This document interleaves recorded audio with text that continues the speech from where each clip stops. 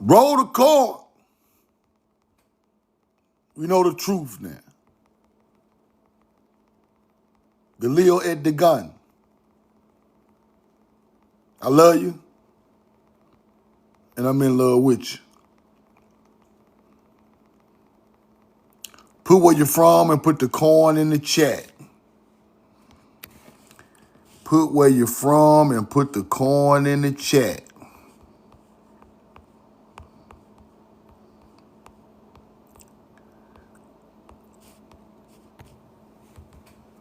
Copper Woman, what's up? Roll the corn. Maj Parker, Carl Macon, what up? Meriden, Connecticut. I'm sorry. Lady Burton, what up? Junior, what up? Say you got my coffee and spliff ready for the show. Roll the corn, Junior. Meek the Creek, Akira, what up? Carl Macon, roll the corn. Y'all follow Carl Macon. Follow Carl Macon. Get your coffee cups. Respect my kicks. What up, bro? Ohio, one eye sight. Leslie, what up? Put the corn in the chat. Put the corn in the chat.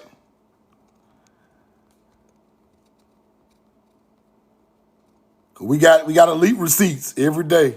Elite receipts.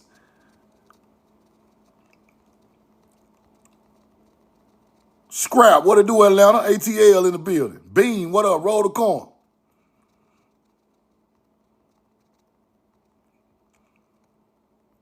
Now, people ask me, get my camera together. People always ask me, what is my goal, right? What is my goal? My goal is to teach my people's history. Mississippi, what up? What up, Marceline? I'm from Jackson. Roll the corn. I love you. I'm in love with you. My goal is to teach our people's history the way it's supposed to be taught. That's my goal. Somebody asked me my goal yesterday in the comments. What's your goal? My goal is to teach my people's history without lies, deceit, without the greatness. Y'all took away the greatness of my people. Y'all took away my people's land. Y'all took away my people's technology. Y'all took away my people's languages. Y'all took away my people's spirituality. Y'all took away my people's virtuousness to do the right thing on this earth. Y'all try to take away everything that my people built in ancient times, and it's all connected from a certain origin on the planet, which is here in Tamari. Roll the corn. That's what y'all done. And it's very important for somebody to teach our people's history without all the bullshit, without all the aliens, without all the damn hunter-gatherer knowledge. Somebody got to teach history raw, uncut, from our standpoint, so we can understand what we have lost and what we've done to make this planet what it is. Somebody got to teach history from a 3D or 4D physical people with great souls who done great things on the earth. Somebody got to do it, bro. Somebody from some land, from somewhere, got to teach my people's history without all the bullshit of hunter-gatherers claiming our inventions and buildings and spirituality and teachings. And that's my goal, right? And my second goal is to get our motherfucking land back from the Corporation of North America. Roll the corn. And my third goal is maybe some younger people who run across these videos in the future could decipher some of this stuff and understand this world and understand how great of a people they were. That's what I want to do. Them my 3 goals. Teach our history right, get our damn land back, and teach these kids their ancestors were great people. Roll the corn. That's my goal. If I can accomplish one of them before I leave this planet, I done a great deed. Roll the corn. If I just teach some people who teach their children some of the truth of their planet, I done my part. It's only so much I can do, but I'm gonna do the most I can spiritually and physically to teach the truth to my people. Now all these other motherfuckers, I don't know what they own, but it don't matter because I ain't fucking with them for the simple fact that they are teaching Arab, Caucasian, Dravidian information. And I don't like it. Because that shit come from overseas and ain't got nothing to do with us. Roll the corn. Don't mix their history with ours. The only time you mix their history with ours is when we interact with each other. That's it. Roll the corn. Now let me show y'all something. Now,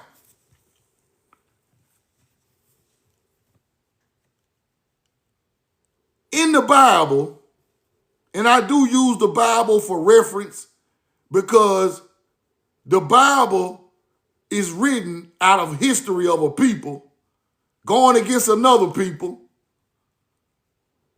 Yes, it is manipulated. It's manipulated to make these people the victor and to look good. But the truth in there, you just got to be able to decipher it with the ancient ancestor knowledge. Then you apply that to hunter-gatherer switching shit up. Then you get the truth out of it. Now, in the Bible, it said Joseph bought corn back to the people who were starving. Joseph bought corn back to the people who were starving in the Bible. Right? But these people teach us that Columbus bought corn back to Europe. And I come to disprove that with artifacts that are real. Not no shit we done made up, not no theories. I got artifacts showing corn was in Europe coming from a place where our people was, and I got artifacts. And the Bible shit go right along with it. Roll the corn. Let's get into it. We know the truth now. Y'all know I don't never come to play not one motherfucking day. Roll the corn. I don't play not one day. And let's go look at this. Roll the corn. Hold on. Let's go to the Joseph story. Where the hell is the Joseph story, Truth?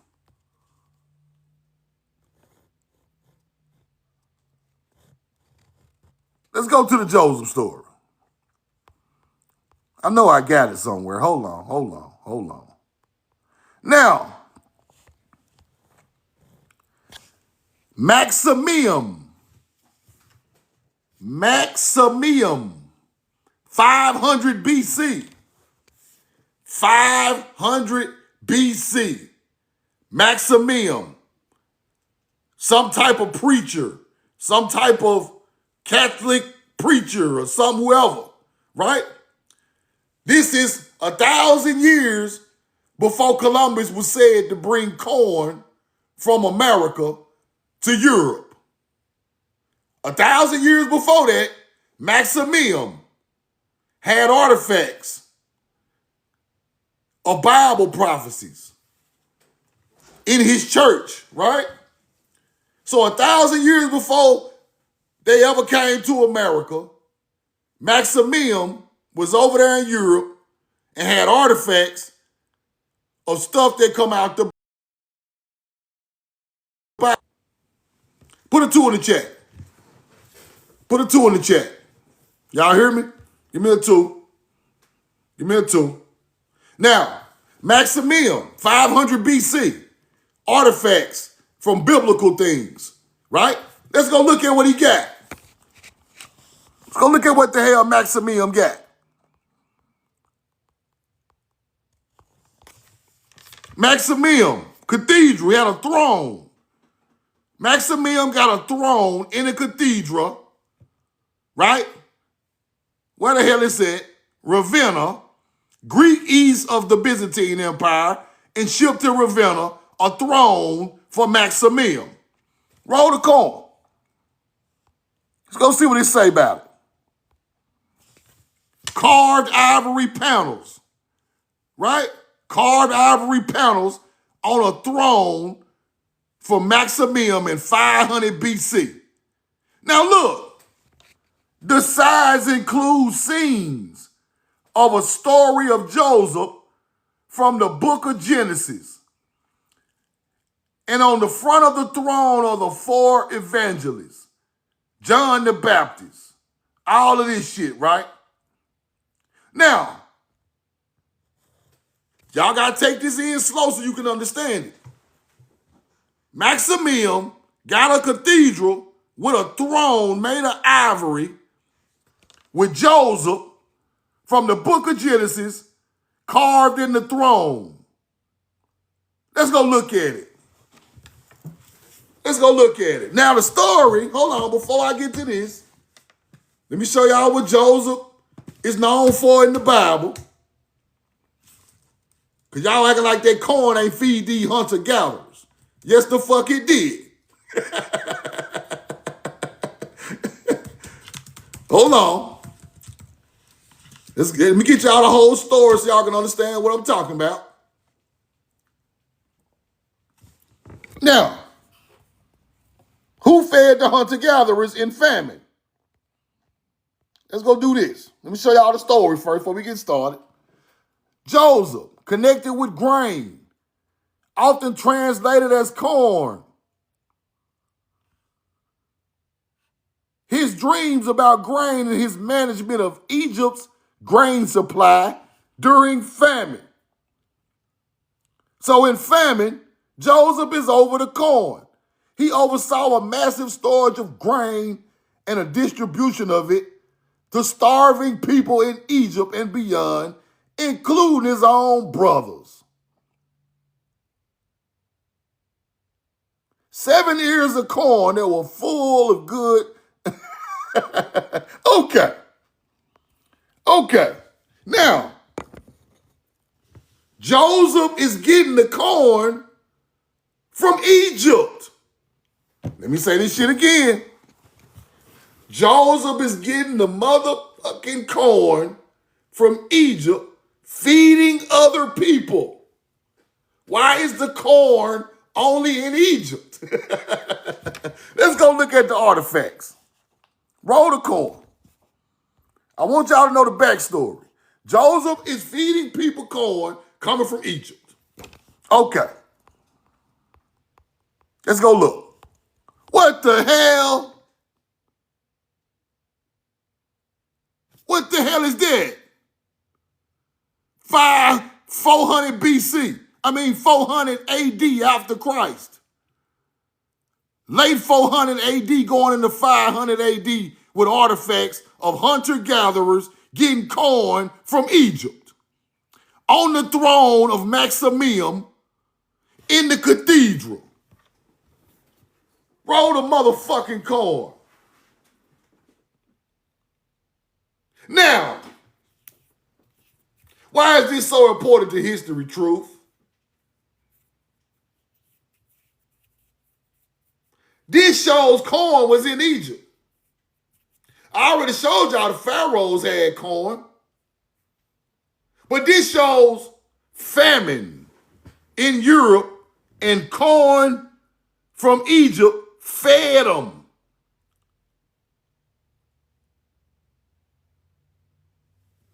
This is where they get their religions from. This is where they get their knowledge from. The people who grew this.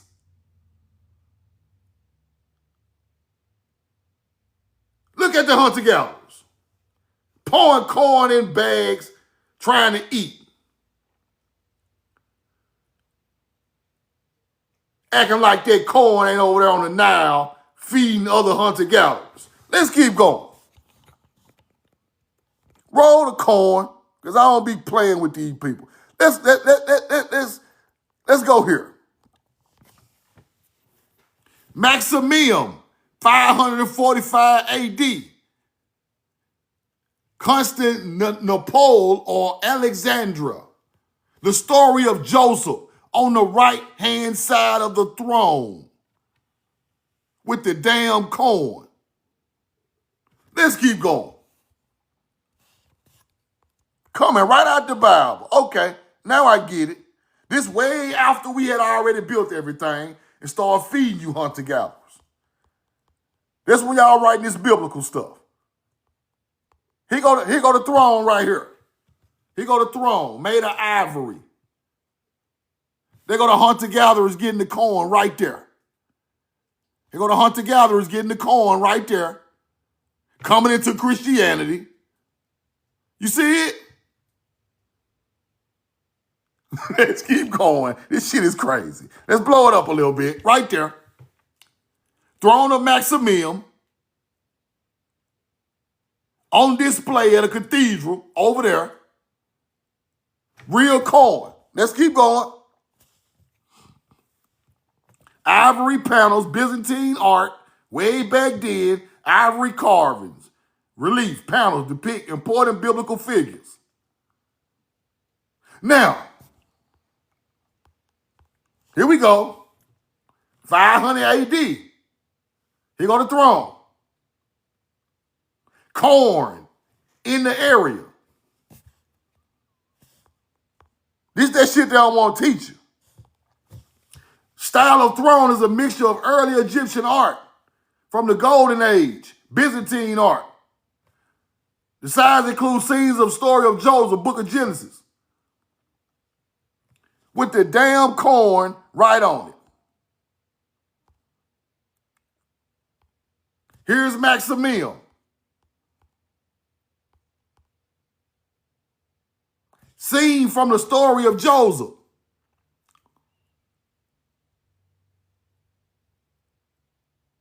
Setting like a cathedral chair, right? I'm just showing y'all what they doing now. Another Joseph scene from the Book of Genesis. Scenes of Joseph feeding the motherfuckers corn. Now let me blow it back up. For people thinking this shit made up. For they think everything made up. What is that? What is that? Corn. And you can't deny it. On these people artifacts, and they know it. Now, and it's coming from Egypt. It's coming from Egypt. It's coming from Egypt.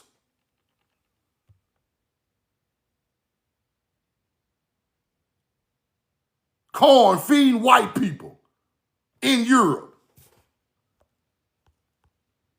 The Book of Genesis, Joseph gives his brother corn during famine, right?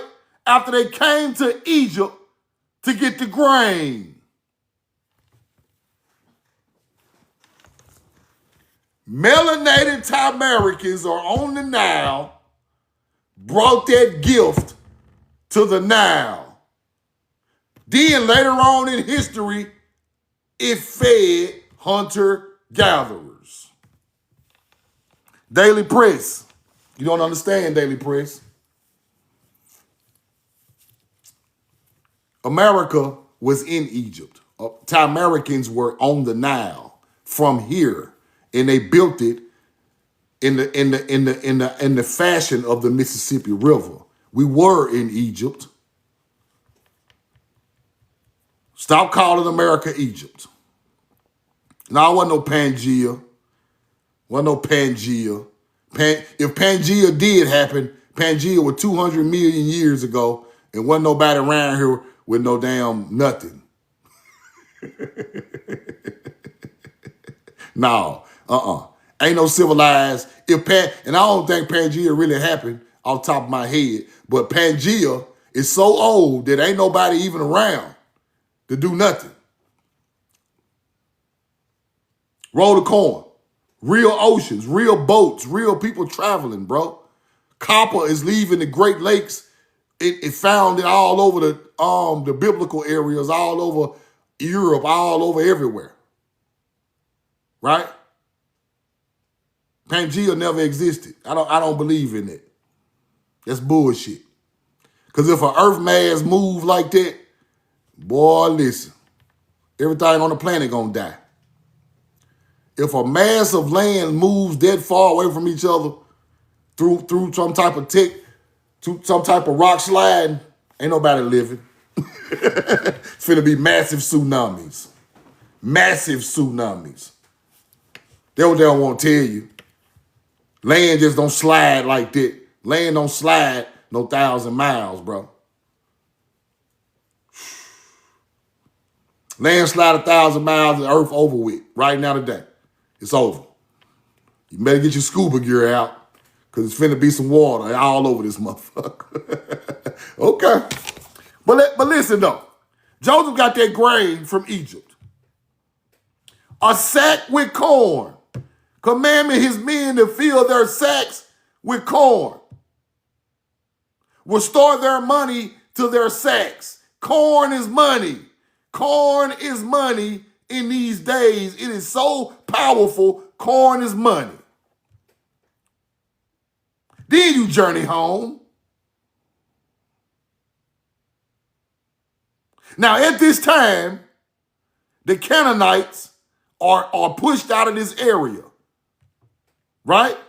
At this time, the original Canaanites are not in this area during these biblical times they are telling you about. They gone. Now it's hunter-gatherers there in famine. Let me tell you that again. Our people are gone during this time in the Bible. We gone. We were there in BC times. Now you talk about the invention of Christ after BC times. Now ain't nothing but hunter-gatherers over there. That's why it's in famine. Because if we were there, wouldn't be no famine. We the one grew the crops. Everybody fought our people for our farmland, people. That's the part of history they don't tell you.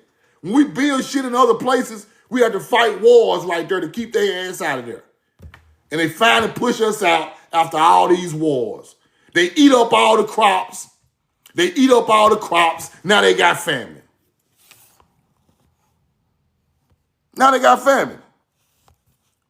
Ooh, I block you real slick. I block dude real slick. Dude, you got blocked. You ain't see nothing but your home screen out the way I just blocked your ass. A slick block. Roll the corn. Chase them down. I chased them down like Brun on the break. Give me that shit. Get your ass out of here. Now, after a period of testing with Joseph, right, gave orders to fill their sacks with corn, return their money, and give them food for the journey. Corn coming from Egypt. Right on the damn artifacts in these folks' churches that they will not show you.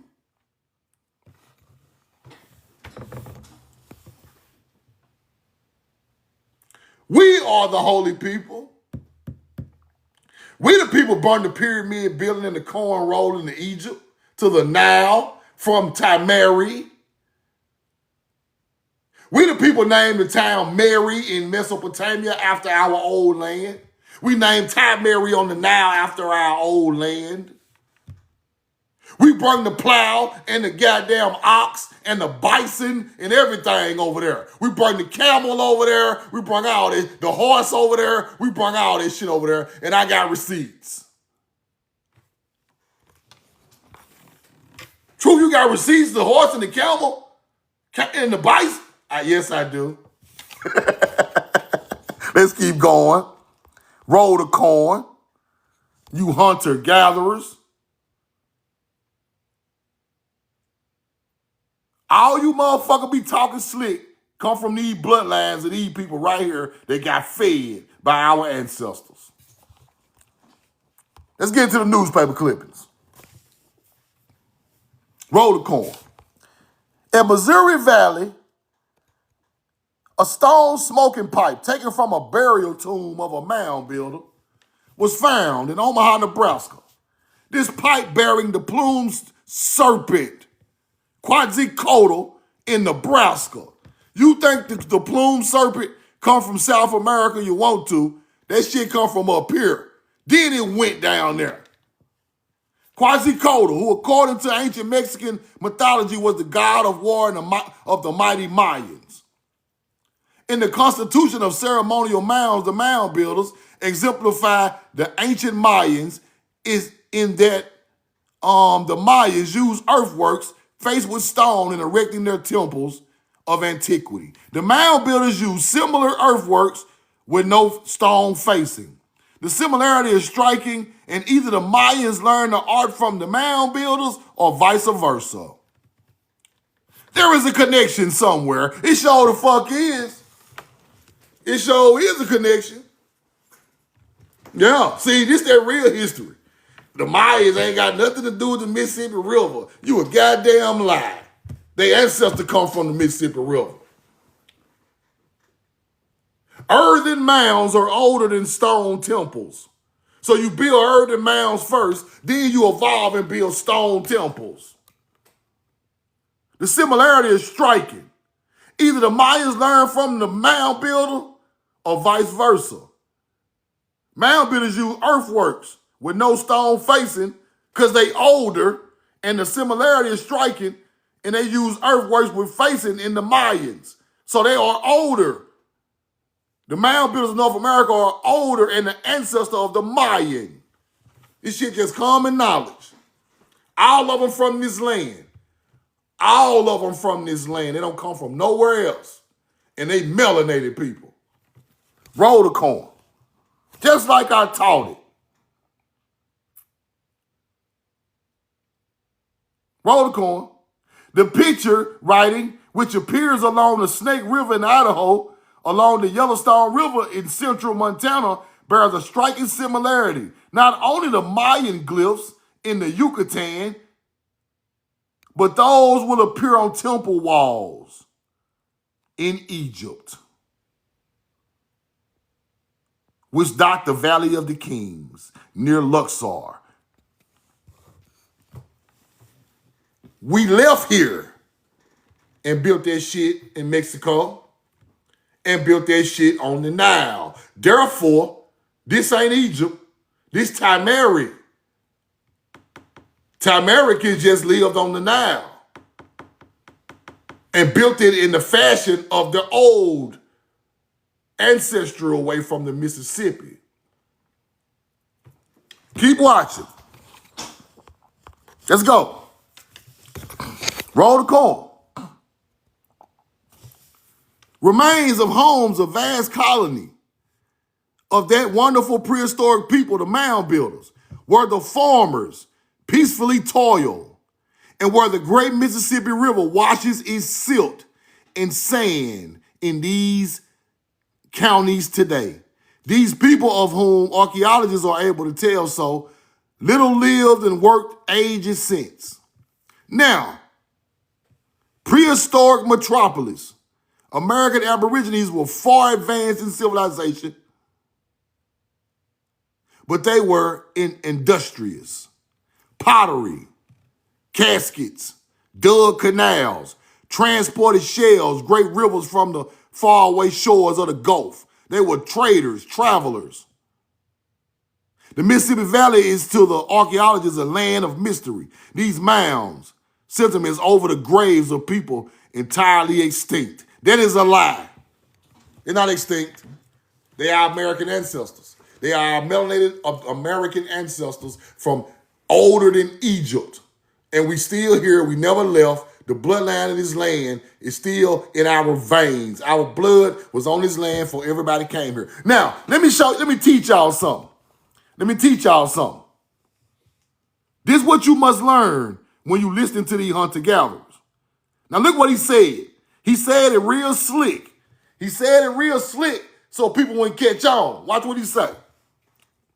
Watch what he say. The farmers peacefully toiled the earth, and where the great Mississippi River washes its silt and sand in these counties today. Silt and sand where the farmers was. Somebody tell me what that is. Somebody tell me what the silt and the sand with the farmers is. Put it in the chat, because they taught you it was from Egypt. These are the first people. That's Kemet. Caden. You're exactly right. That is Kemet on the Mississippi River. Now, if you think I'm lying, here go the receipt. Egyptians farm in the fertile silt left by the Nile River, which they call Kemet, or the Black Land. Let's go back to Mississippi. Why is the ancient farmers in the great Mississippi with the silt and sand farming? Older than over there. Where you think that shit come from? This ain't Egypt. This ain't Egypt, big dog. We just went over there and balled out on their land. Taught them some new shit, some new languages, some new ways to eat, some spirituality, some knowledge of astrology. We just went over there and taught that in Egypt. The knowledge come from the Mississippi. Now, knowing this, you go back and find the ancient silt of the river and how old people been living in them areas. 13,000 years in America. Egypt, 5,500 years old. Get your timeline right. Who the first people to roll the corn with the silt of the river, of the black soil of Kemet? Americans. So all that astrology, all that burying the dead with they artifacts and shit come from here. The mound builders are the ancient bloodline of our ancestors here and Egypt. The fathers of civilization. There you go, original man. And guess what came with them? The creation story. Yes. The Ben, the mound, the primordial waters from the primordial mound came with them people. Talking about the creation waters of the Mississippi or the creation of the civilized man on the planet. Roll the corn. So all them damn stories in Samaria, all them stories in Egypt, all them stories across the world come from here with new cultures. Because it's the same damn story. Tiamat is the primordial water goddess, and the mound in the bent, same damn story. Noon is the primordial water, same story, Egypt, same shit they talking about over here way before. We the one bought the story over there.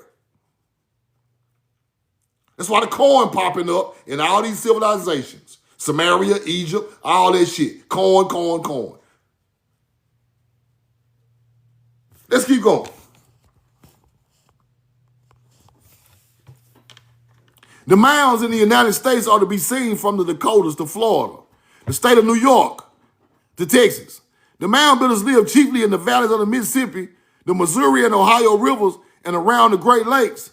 But there were many in such southern states as Alabama, Georgia, Tennessee, Carolina, Virginia. A few miles are in the Rocky Mountain area, right? Wisconsin is famed for hundreds of mounds in the shape of animals. They were meant to have forms of bears, deers, turtles, buffaloes, wolves, foxes, eagles.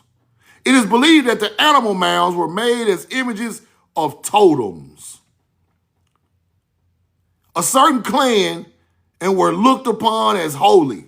Thus the Eagle clan would have an eagle mound. Now, we had different clans in America with different totem poles of animals. That don't come from no damn Native American. Native Americans teach you, look at my totems, My totem poles. Y'all ain't got no totem. The mound builders had the first people with the totem pole. Hunter, gatherer, Native American. Y'all ain't created nothing. Y'all learned it from our ancient culture. You get Turtle Island from our ancient culture, not from Native Americans. We got ancient totems with turtles, deers, bears, buffaloes, wolves, foxes, and eagles. Eagle mounds.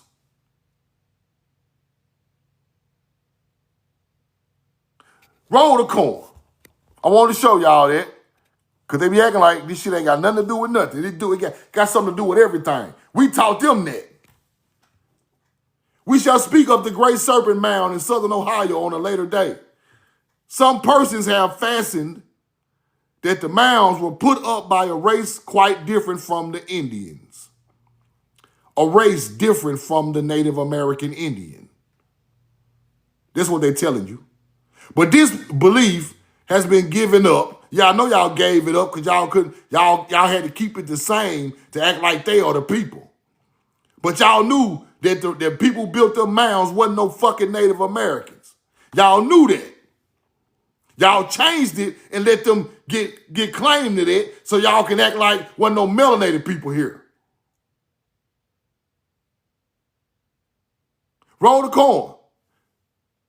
DeSoto discovered that the Creek and Chickasaw Indians were in the custom of building what?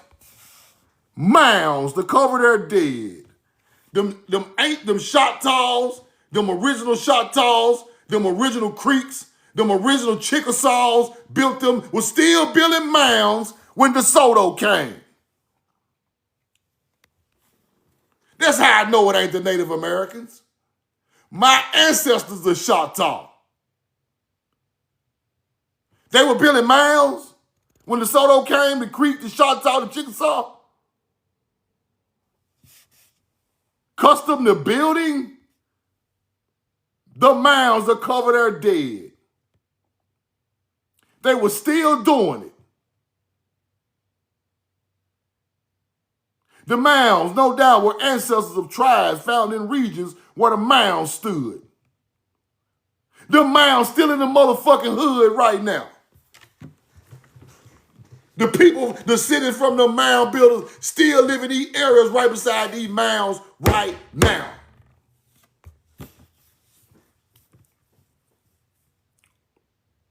But we African though. We ain't no motherfucking Africans, bro.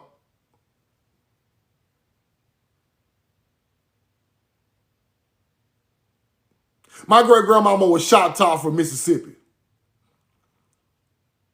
They come from building mounds, people. Not no Native American. That is not their culture.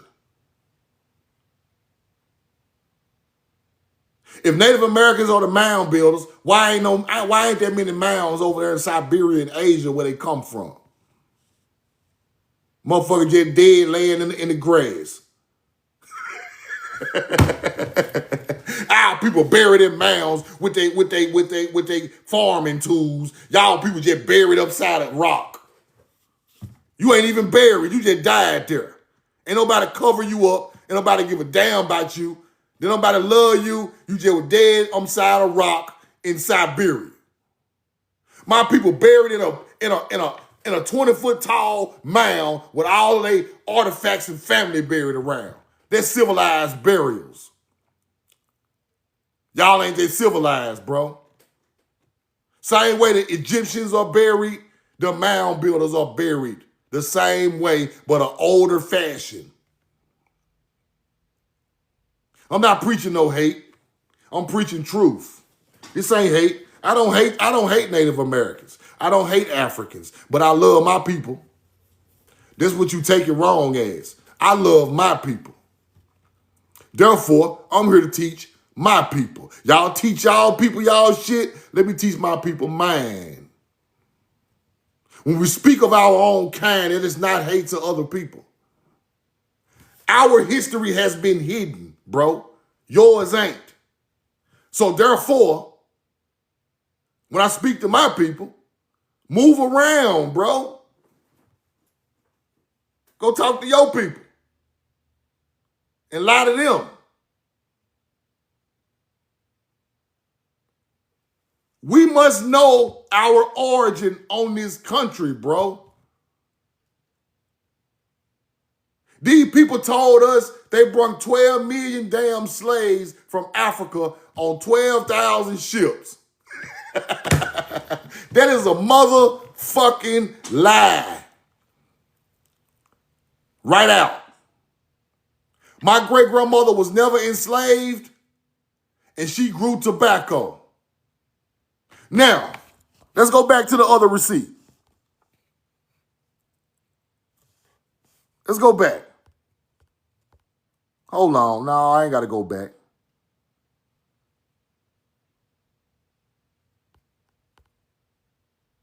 My people grew tobacco. Tobacco is a mound builder's crop. Cotton is a mound builder's crop. Corn is a mound builder crop. It don't come from America. So why my grandma chewing all this goddamn tobacco? Why grandma cooking all this cornbread? Why grandma out there in the cotton field know what to do with the cotton? They prisoners of war on their own fucking land, bro. Them ain't no slaves. They wasn't bought here. They know how to cultivate the American crops because they are American. Shit common sense, bro. Ain't no African pulling no cotton out the field for 12 hours. He ain't got cotton. He ain't smoking and chewing and spitting snuff and smoking cigars. And that's American shit. African knew nothing of tobacco until they came over here in the 1500s. Our grandma and them still spitting tobacco juice all over the damn porch, and you talking about we from Africa. Grandma just spit. You think that nasty ass tobacco? You think somebody with a parched tongue that ain't never even smelled tobacco gonna come over here and chew the shit? That is nasty to people that don't know nothing about it. That shit in our DNA. That's why we chewing tobacco. Shit ain't good. They come from the tobacco field, nigga. My grandma worked on the tobacco field. They made her go to school, bro. My great grandma was made to go to English school. She never went to school. It wasn't no damn school to teach her. The school was the tobacco field, nigga. That's what you got to understand. We were learning agriculture with our ancestors. All the way up to the 1900s, bro. My grandma didn't go to school till the 1930s. Guess what they taught her?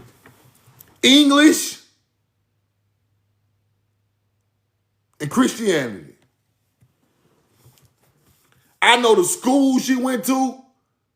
I know everything, bro. I know my history. She went to Piney Woods. Piney Woods. They took her from her ancestral land, took her to Piney Woods to learn English and Christianity. Roll the corn. Never a slave. Left ancestral land taken by back taxes to go to Piney Woods English school for melanated Americans. Not for no damn Africans. You think them Africans don't know no English?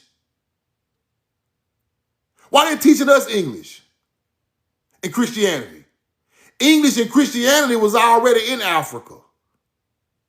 You got to use your mind, bro. Why you gonna come back over here and teach English and Christianity again and you already colonized Africa?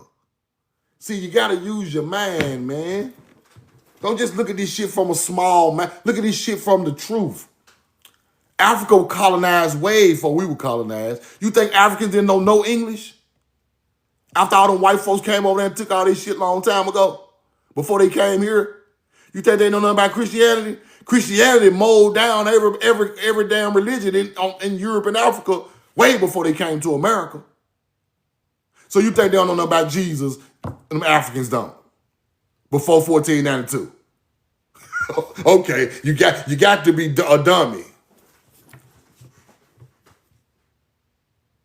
The Christians had already rolled down Africa and Europe long before they came to America.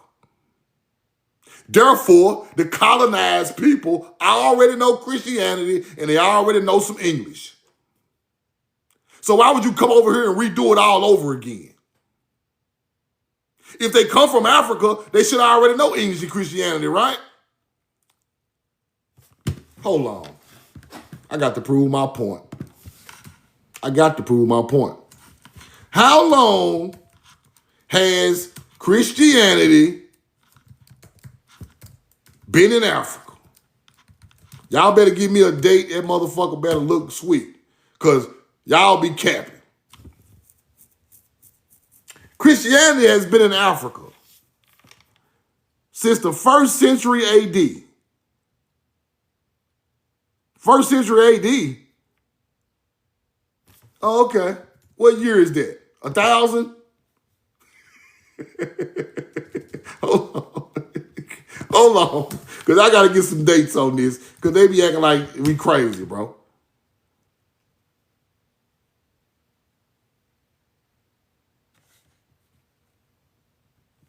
Acting like we crazy. Roll the call. Look. Let's go to the Christian map of Africa.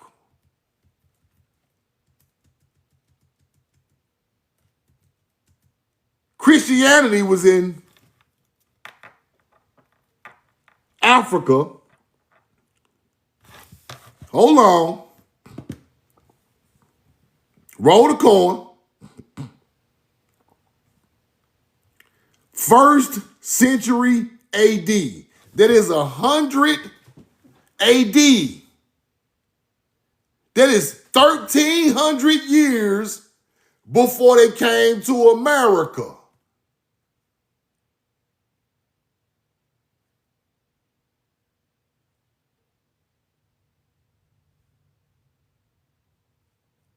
They should know it in 1,300 years, right? Why y'all still teaching Christianity in America? In Africa, I already had Christianity rolling since the 1st century AD. That is 1,400 years before. That is 1,400 years before African ever came to America. Africans came to America in the 1500s, right? Don't they already know Christianity? Let's check the languages. Let's check the languages now.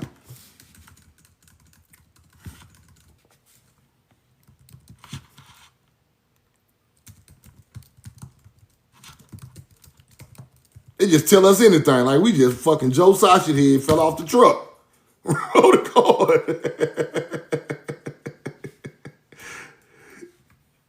Okay.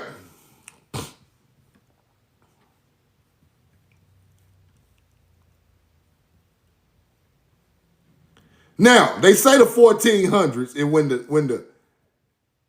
now, the language was introduced in different ways across North America, leading to English forms including Creoles and regional dialects. Now, they talking about America right here, but I'm talking about Africa. Hold on.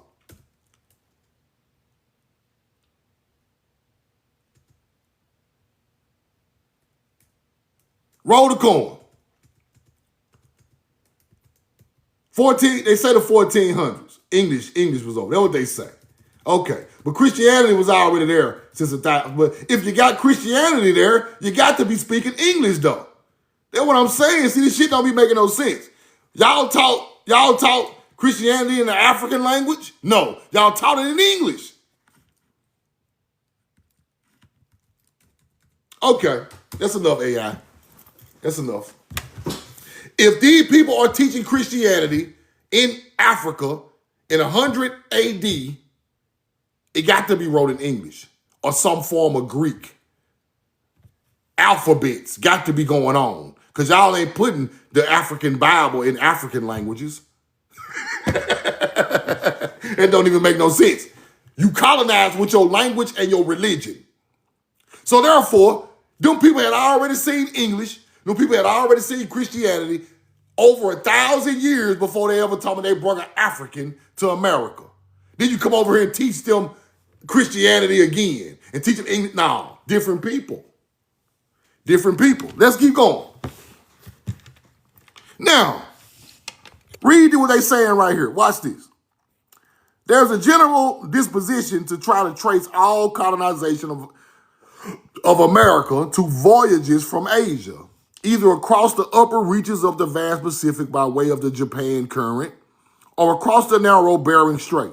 Most of this effort is based upon the idea that man was created only 6,000 years ago in the valley of the Tigris and Euphrates River. And that he has, in that period of 6,000 years, invaded every nook and corner of the world by process of migration, differentiating under the various environments into which we came. Until we have the races, tribes, and nationalities of today, black, white, yellow, red, and coffee-colored people. But right here, very well know that 6,000 years are entirely too short a period in which to accomplish such dispersion and such differentiation of races and color. Man has been in different processes many thousands of years longer than that. Now, why is this important? They are teaching from the creation of man. This is why I teach y'all. Don't let these people teach y'all that Arabian shit, that Middle Eastern shit, that Anunnaki shit, all that shit. People, the man got created out of DNA from another man in 6,000 BC, 4,000 BC, and that's the lie that comes with the hunter-gatherer. The idea that a man created in 6,000 years ago in Mesopotamia. That's what they still fucking teaching. That is a lie. This is when they start learning their history. This is when our people came over there and started mixing with theirs. Now you're starting to get some type of history written down.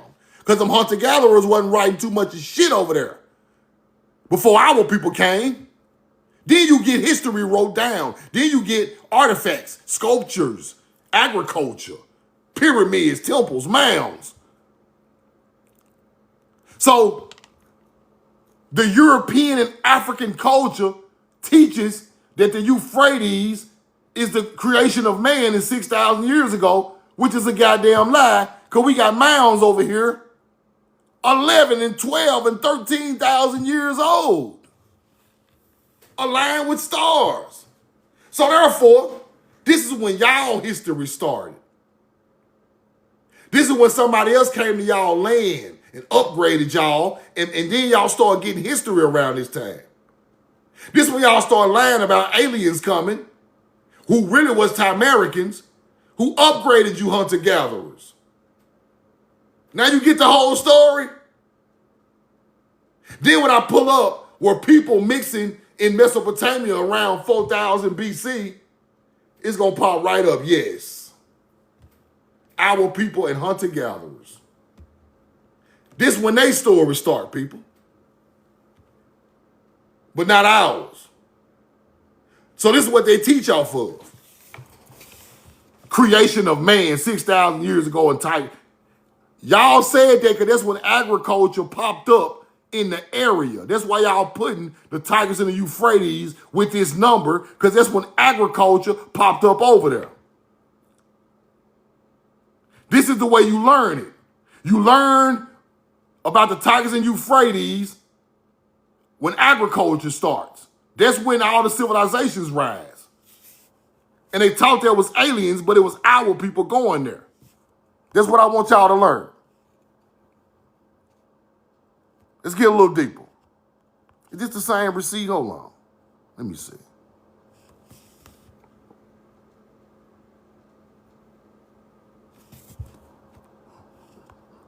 Okay. Bob White pipe found in Temple Mound. A cigar holder found in Edwin Harness Mound. Clamshell, bear teeth, copper. Some idea of a wide-used freshwater pearls by the mound builders was bought out by the work of Professor Putnam in a single mound in Hamilton County, Ohio. His helpers found 60,000 of these gems, 60,000 artifacts in Ohio. Let's keep going. You see that though, right? Cigar holder. Let's keep going. Let's keep going. Found in Indian mounds are soft and crumbly and not of great value, right? A beautiful necklace with more than 100 pearls in good condition was dug in the Ross. Our great grandmama and them was still wearing pearls, people. They love them pearls. That's their culture. Pearls around their neck, that's our culture. Let's keep going. Tobacco pipes or other common objects taken from mounds. Tobacco pipes found in mounds. More than 200 of them were dug up from under the Temple Mound in Ohio. The bowls of tobacco are in the center of the image. Some images of birds, such as the hawk, the eagle, the bob white. Others have furry animals, raccoon, squirrel, dog. The dog seemed to have been the only domestic animal known to mound builders. We had black dogs 6,000 years old on the Mississippi River, older than Egypt. The same damn dog, the Zolo dog, the black dog in Mexico, found in mounds in America, older than Mexico and older than Egypt. We started that Anubis black dog shit. The black dog were our friends first. It was man's best friends, all right? Let's keep going. The mound builders rolled tobacco leaves into cigars of a crude type and placed them in a tube for smoking. We created tobacco. Tobacco is our culture. Talking about a lost race of tobacco smoking mound builders. Them our motherfucking ancestors. That's why your great grandma and them still chewing and smoking tobacco. Because their ancestors did it. Roll the corn. Roll cigars and everything.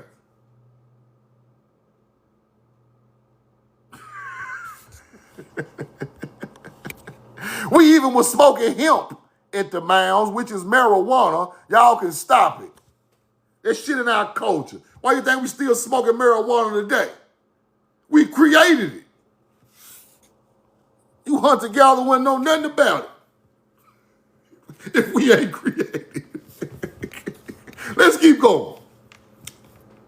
Figures of a conventional eagle, 2 feet tall, made of native unsmelted copper with the designs of the work were found, together with other copper specimens, laying weight to the supposition that the mound builders carried on a river trade with the tribes of the Great Lakes region. The kind of copper used in native to the Michigan area. I told y'all that. Shell decorations include large seashells fashioned into gorgets, probably brought from the Gulf of Mexico by Indian traders. Engraved seashells on 5 inches, designs of Indian dancers and warriors. Now, this is showing our culture going up and down the Mississippi River, trading goods. Then we got bored.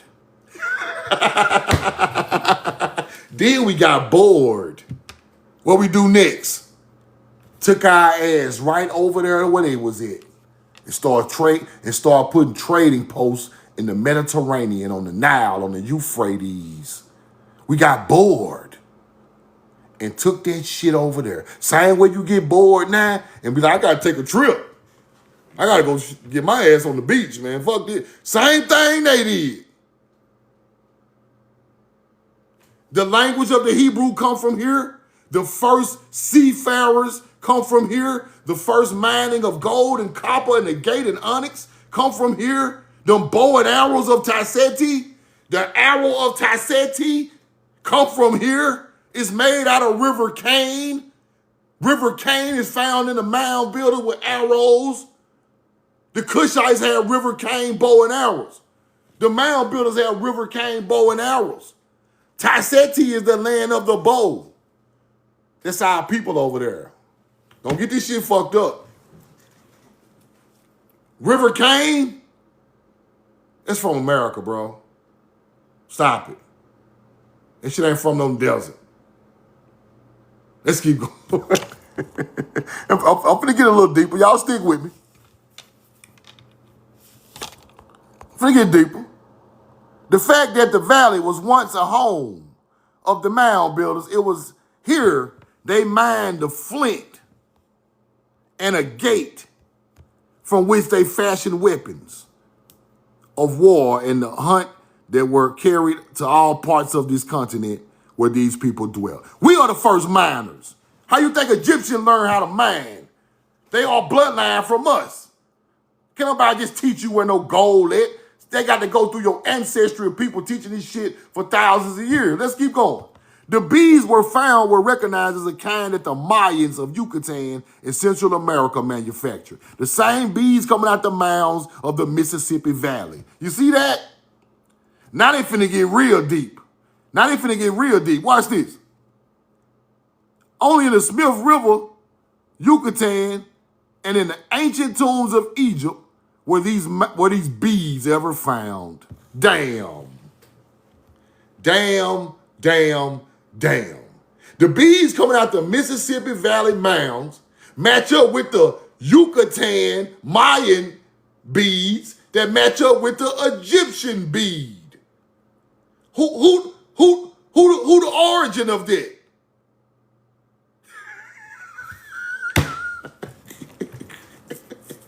Roll the corner. Where is the Mississippi River the origin?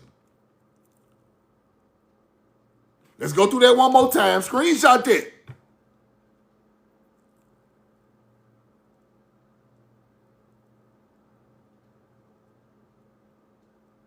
Here they go talking about the Mayans traveled across the lost continent of Atlantis.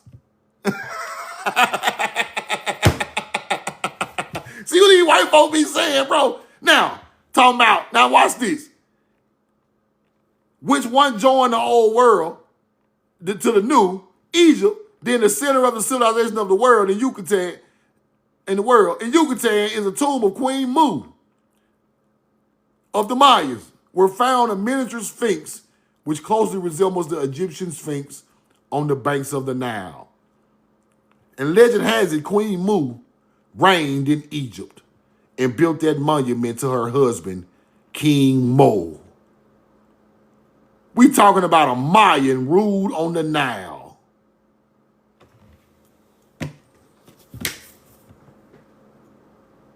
Roll the coin.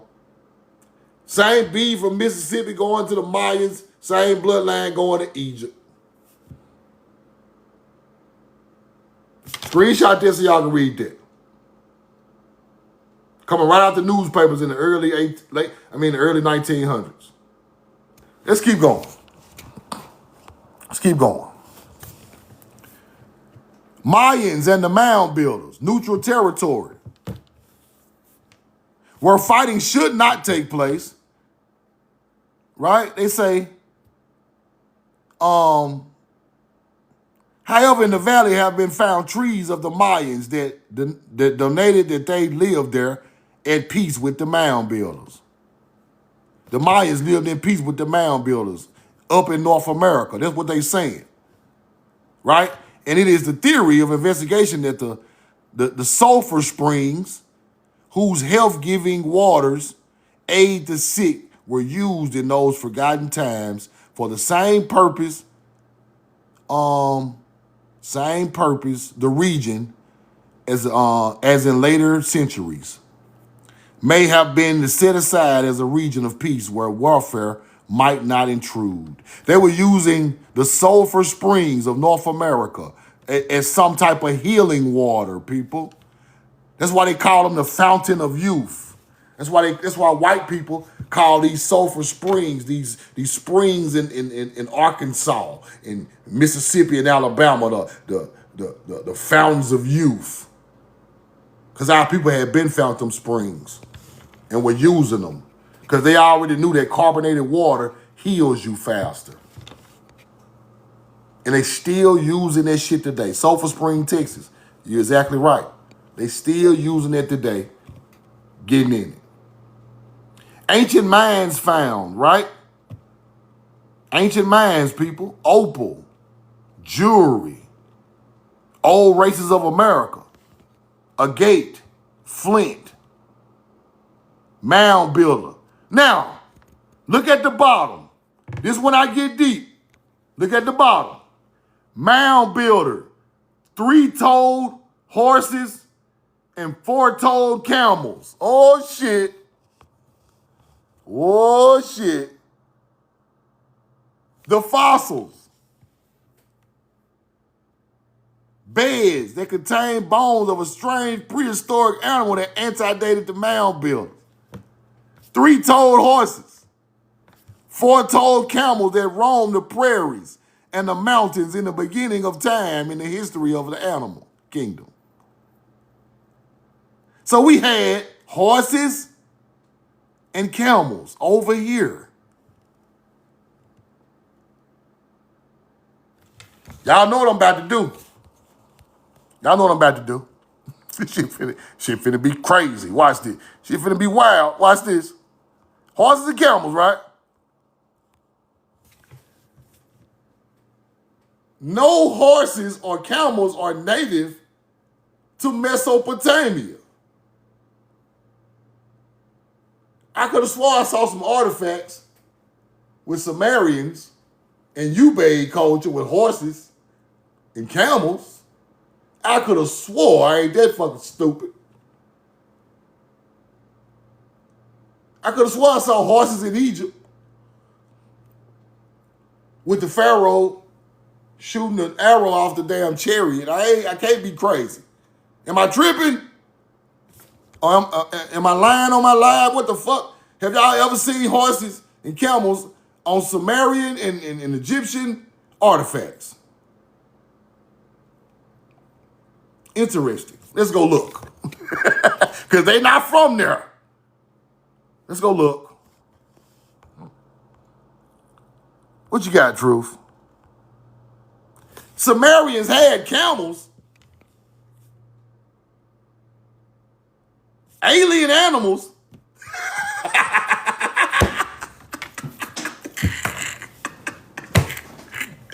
Them damn alien camels and them aliens came down and taught them hunter-gatherers out the sky. The alien Enki rode his alien camel down from Mars, sprinkled DNA, and rode the motherfucker. What the alien rode the camel down from space with the big ass humps, landed in Mesopotamia. Now they got camels, alien animal camels, in Samaria. This is how stupid these white people are, these fucking Arabs are.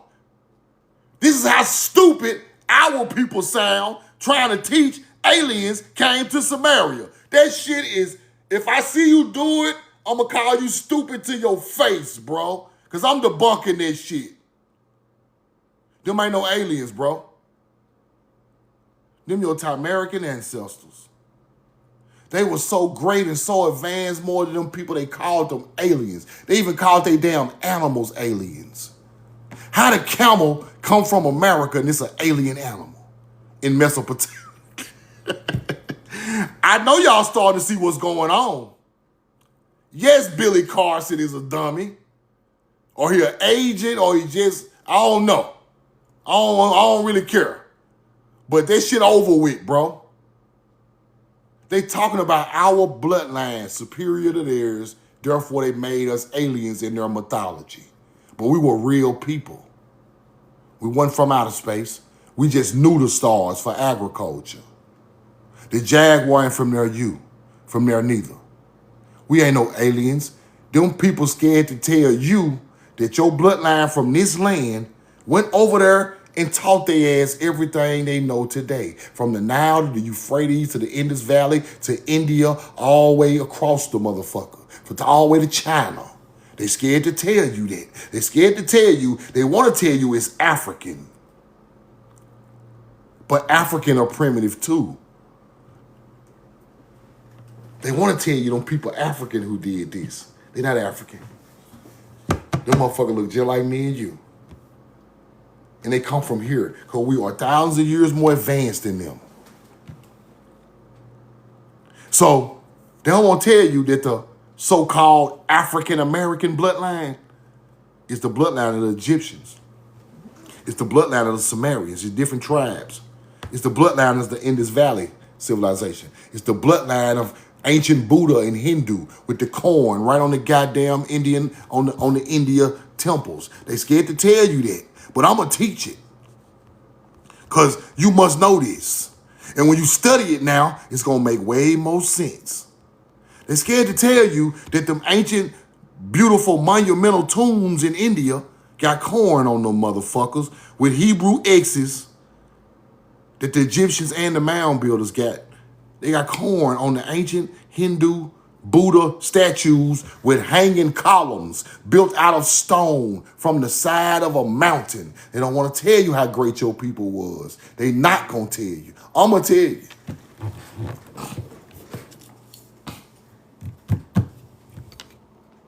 I'm going to tell you. They ain't going to tell you the 7 heads of the Naga represents the 7 streams of the Mississippi River. They're not going to tell you that. They're going to tell you it's India's people's culture. The 7 rivers of the 7 cosmic rivers, that's the Mississippi River. Buddha statues was found all over America in mounds, people. They're not going to tell you we are them people. And if you think I'm lying, I'm got a quick receipt because I did this yesterday. But if you knew, I got to show you.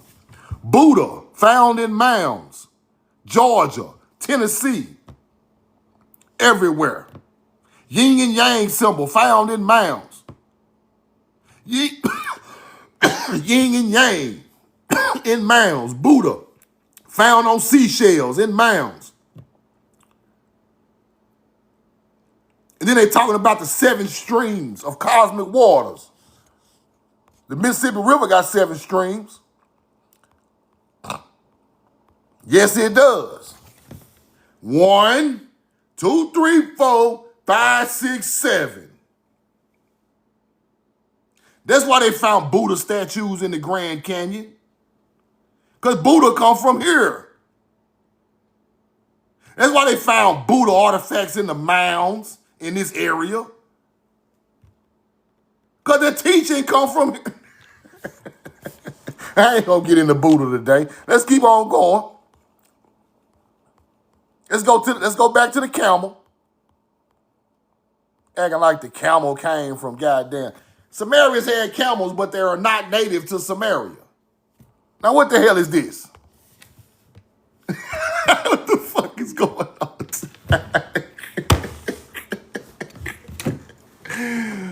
Ooh, boy, I'm telling y'all, listen here, man. Listen here, bro. If I disappear, y'all tear this motherfucker up. Because I'm telling y'all, the shit I'm teaching y'all on these lives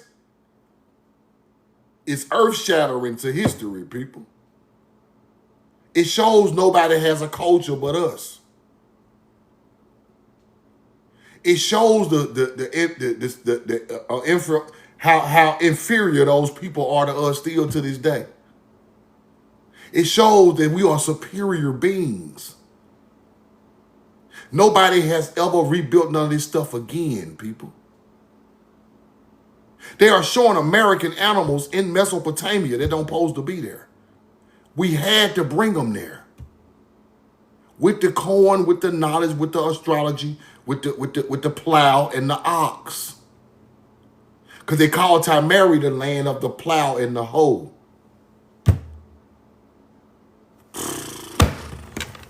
If I come up missing, y'all print out the We Know the Truth t-shirts and burn this motherfucker down. Because these hunter-gatherers don't want me teaching this. It shows that we are the creators of all culture. And they turned our shit into religion. Let's keep going. Let's go here. Now, what else they find, Truth? Horses. Camels and horses. Horses.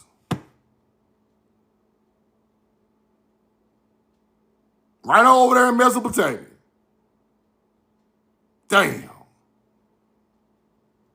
With the plow, with the wheel, with all that shit coming from here. Let's keep, watch this. Horses nor camels are native to Mesopotamia. Why the fuck the man riding a horse in a chariot?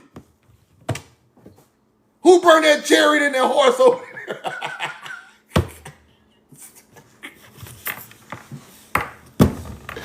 Oh my goodness, y'all some good lying motherfuckers, man. Now they aliens. Oh my God. Let's keep going. Now one of them come from there. They were introduced to a region for transportation, warfare, or trade. Simple.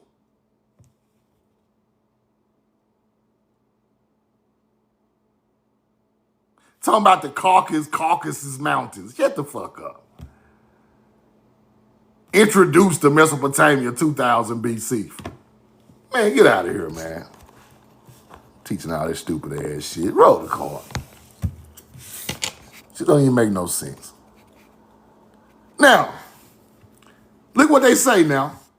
The mound builders consumed ages in constructing the chain of embankments and mounds which dot the central Mississippi and Ohio Valley, not one of which equal in antiquity the famous Cahokia Temple Mound of East St. Louis, which is conceded to be the granddaddy of them all. This ancient relic of age sunken in the dim and distant past, so far back away, yonder, beyond even the cognizance of legends, not to speak of history, is Father Time's sole survival of a cycle so hoary with the flight of centuries, that at the time of its erection, the pilgrimage of Jonah to the most ancient cities of the known world, Nineveh, which is in Mesopotamia, on a pessimistic mission in the steerage of Leviathan, is a comparison of recent events. The city of Babylon and the pyramids of Egypt were futuristes at the same time, at the time that Cahokia Temple mounds were built.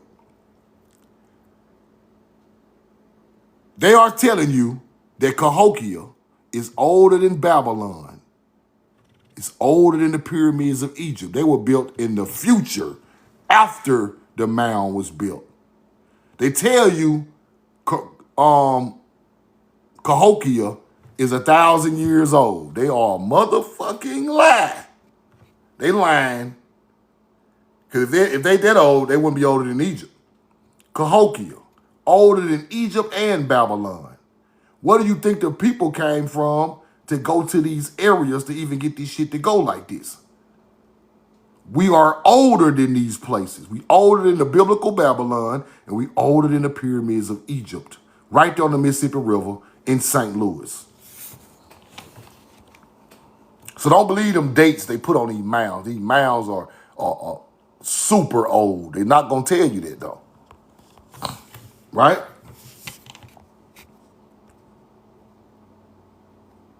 Even mound building was vanity, right?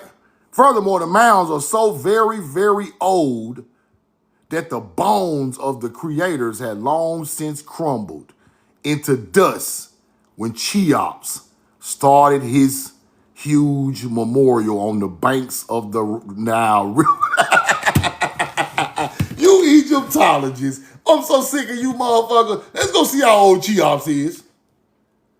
Cheops. How old? Hunter-gatherer AI? And tell me the truth. Now, I'll finna put hunter-gatherer in the computer. That's wild. Roll the card. Hold on. How old is Cheops? Cheops monuments. Monuments. How old is this son of my motherfucker? Y'all won't even show me what the... Hold on. Come on now.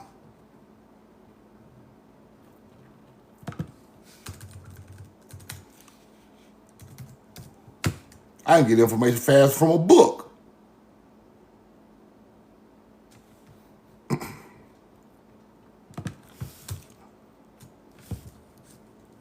Hold on. AI on that bullshit. They tapped into my shit.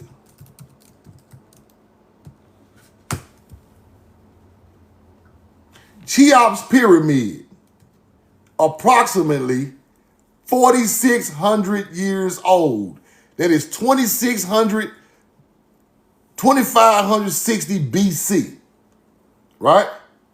Cheops Pyramid, the Great Pyramid, 2560 BC. Now look what he's saying right here. The bones that are found in the mounds, the bones had crumbled into dust when Cheops started his huge memorial on the banks of the River Nile. We were so old that when they started building the pyramid of Egypt, our bones were crumbling in mounds. We so fucking old.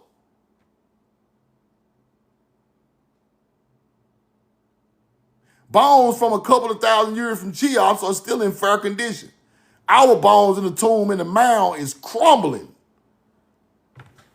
We so older than the pyramid builders. That don't mean we the same people. That just mean that we've been here way longer than y'all thought. Which one I need to block? Which one I need to block? Point them out. Keisha, you got them? You got them, Keisha? Roll the call. So our mound builders are crumbling in mounds when they dig them up, and the pyramids of Egypt ain't even just getting started getting built. Roll the coin. Come on now.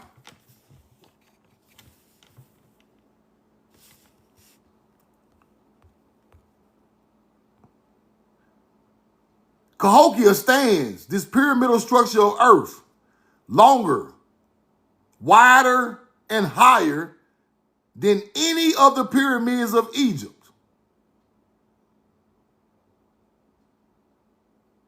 It was erected by hand by a people at a time when all appliances were crude and implements of the most primitive character, and by a class of people whose life was dedicated to the most righteous religious observations and pursuits. Damn.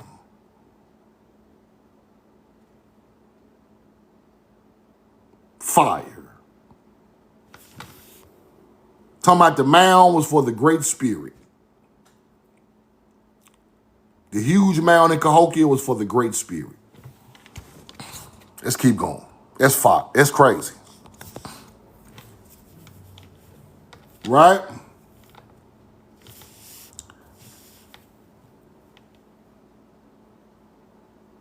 It was, however, become an accepted fact that these mound builders were coexisted with the mound builders of Egypt.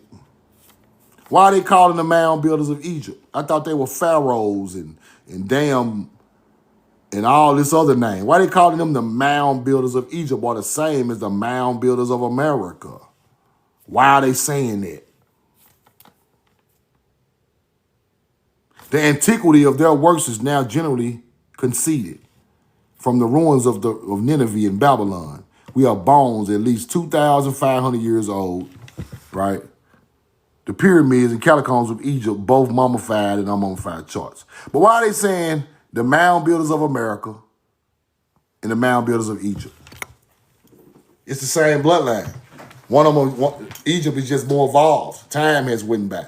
The mounds are older, then you evolve into stone, then you move around on boats, and you build the same shit, but it's in stone, aligned with the same stars for the changing of seasons, for agriculture. With the laws of Ma'at. With the same laws of Ma'at. The mound builders in North America, our ancestors, were the first people to practice Ma'at. So you must know what Ma'at is, right? They teach you all this Egyptian shit, but you must know Ma'at is gravely associated with agriculture, people. You must know that.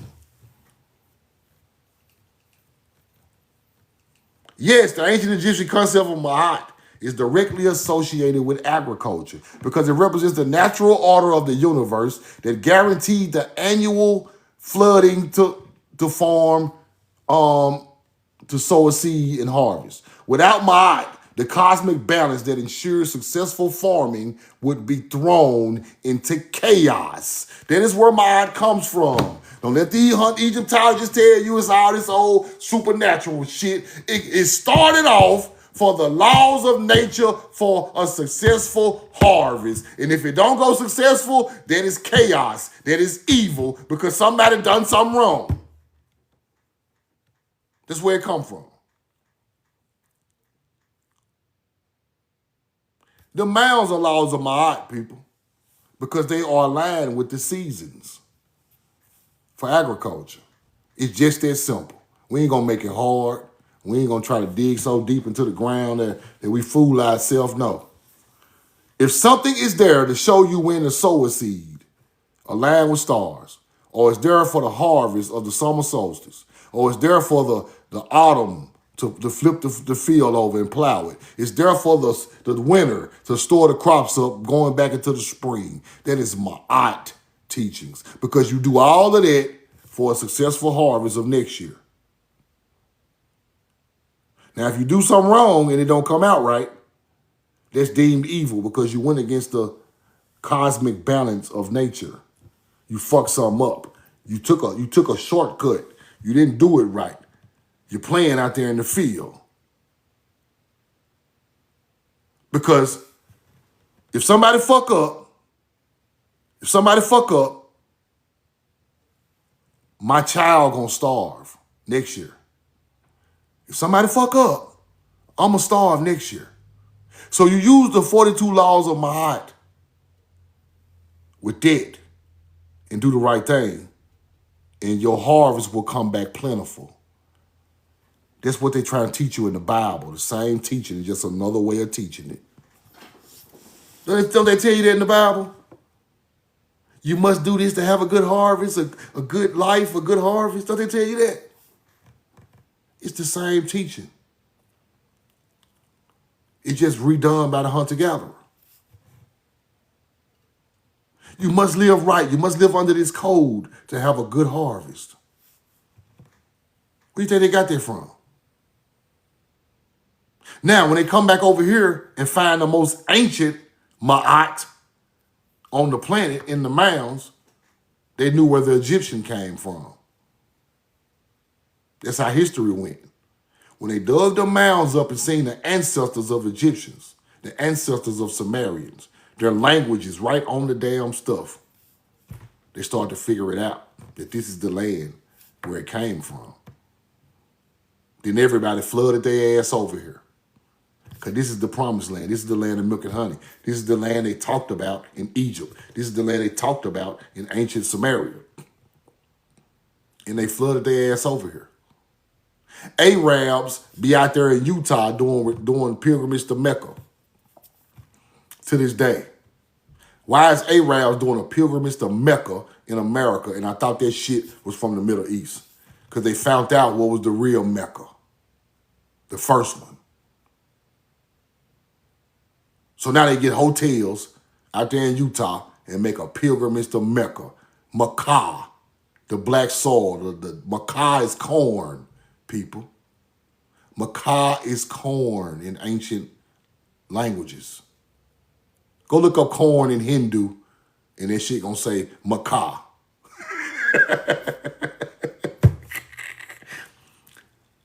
So now you say the pilgrimage to Mecca.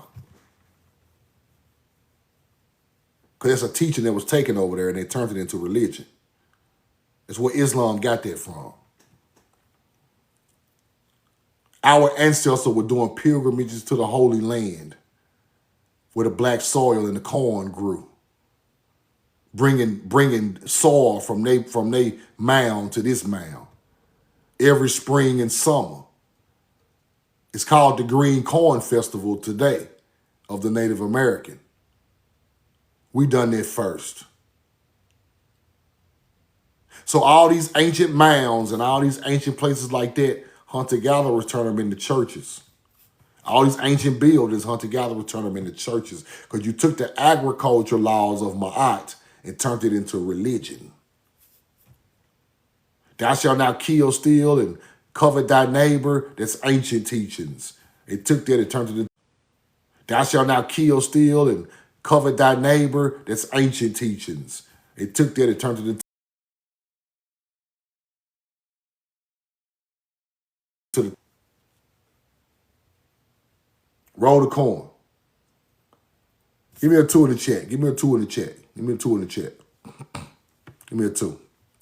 Y'all hear me? Phone was ringing. Give me a 2. Now, after we take all of this knowledge to other places, all these other cultures spring about, right? The Berbers spring up. The Berbers learned from the Phoenician, right? The Berbers spring up. The Berbers learned from the Phoenician.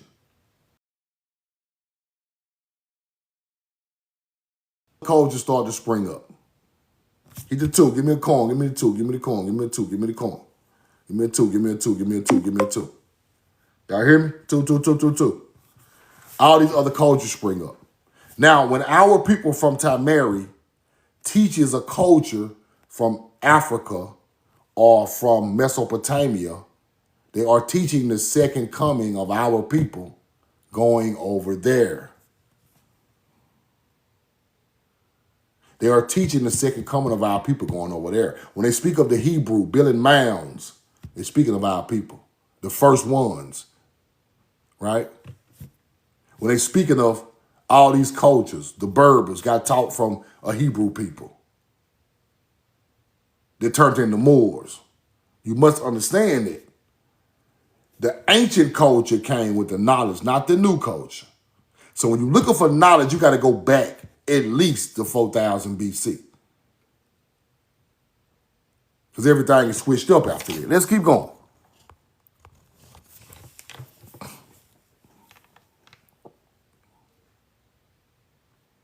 They say, nevertheless, the skeletons deposited in our mounds from the lakes of the Gulf are crumbled in the dust from age, people. They're so old, they're crumbling in the dust.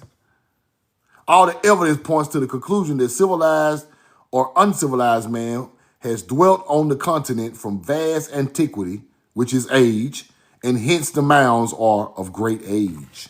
Great age.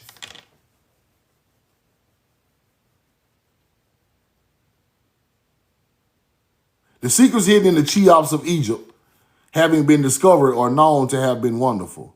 The secrets hidden within the mounds, the largest pyramids in the world, over here. That's what they try and tell you. They just built out of earth, right? Because when you put it together, at first it was all earth knowledge. It was all earthen knowledge. That's why you build it out of dirt, right? You build it out of dirt. That's the first knowledge of how to build these structures. It's the same layout. It's just built out of earth because it's older, because we were more in tune with the planet then. Then you start going into stone, right? And then you go into bricks and stone and masonry. That is the evolution of masonry. It's just how it go. Let's go here. The secret lotus has been cultivated in Egypt for at least 5,000 years and for many centuries was used in the religious ceremonies and funeral wreaths, right? There has been confusion amongst botanists and laymen for centuries as to the identity of the true lotus of the Nile. Many have supposed that the sacred lotus of India and the sacred lotus of the Nile were the same, right? They say, but they are not. The Indian lotus has a pink flower, while that the Nile has a blue one, right? It was only with indication of the flowers used in the funerary wreaths of Ramses II and Amenhotep I that it was established that the true sacred lotus of Egypt was the blue water lily. The lotus of Egypt is the blue water lily. It's not even really a lotus, it's a water lily. Blue water lily.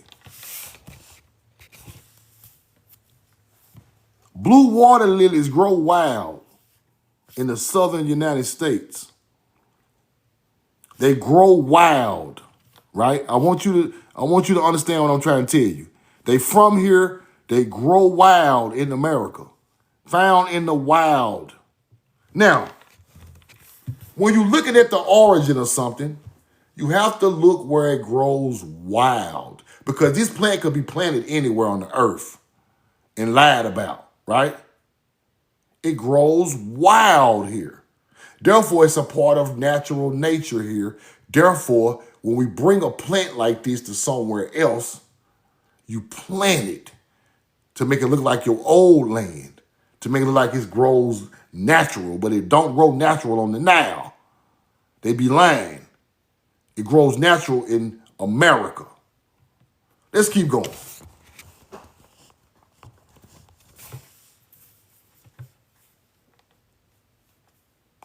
Native to Africa, they say, but cultivated in America. But it grows wild over here, though. It's not cultivated in America. It grows wild.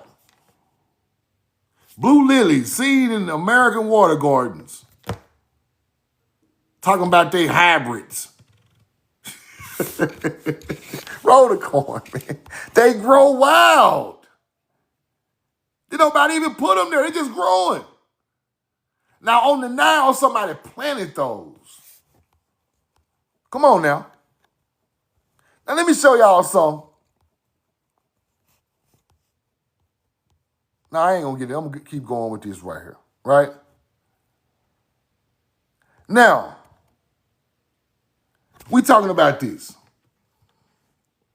50,000 of them worked every year. It must have taken them 300 years to make some of the excavations. From the copper mines, the first American mining was carried on fully thousands of years ago by the mound builders. The first American mining was fully carried out thousands of years ago by mound builders. Lake Superior country. These are the people that took that copper back over there. The Kawana Peninsula, Isle Royale, that's what they call it. Stone mining tools were found in Isle Royale. You see it? This is where our people took that copper and took it all over the world. Let's keep going.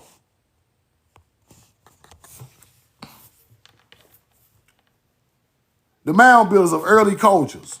A small hill on the Marks Farm is believed to have served as a signal point for the people. Tools and implements like mound builders at the Smithsonian Institution, characteristics of only these people, were unearthed in great number, and they are just like those of the mound builders who occupied Egypt thousands of years ago. The same people, whoever they were, also occupied the Valley of Tennessee and Ohio. They're the same bloodline, but we are older.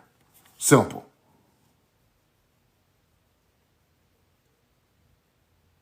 They got skulls and everything of these people. Elongated heads. All that stuff found here. Same as Egypt. Same people. See that? They know it. Let's keep going. Now, the bison, right? The plows, exactly like those of the mound builders, made and used in many parts of the world, made from the shoulder blade of the bison. The first plowmen used the bison. You see it? They are found around the world, though. Where the bison from? Bison appears in Mesopotamian artifacts. See it? Bison in Mesopotamia, they don't supposed to be there.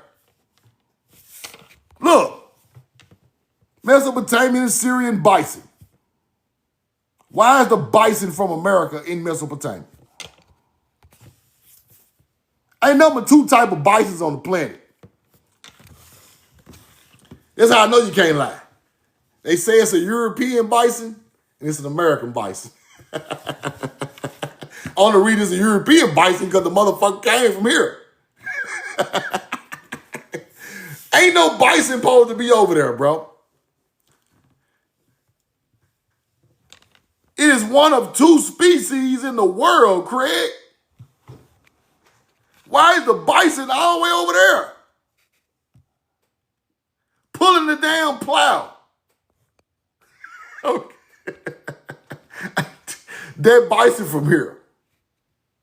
Y'all already know American Indian history with the bison, bro.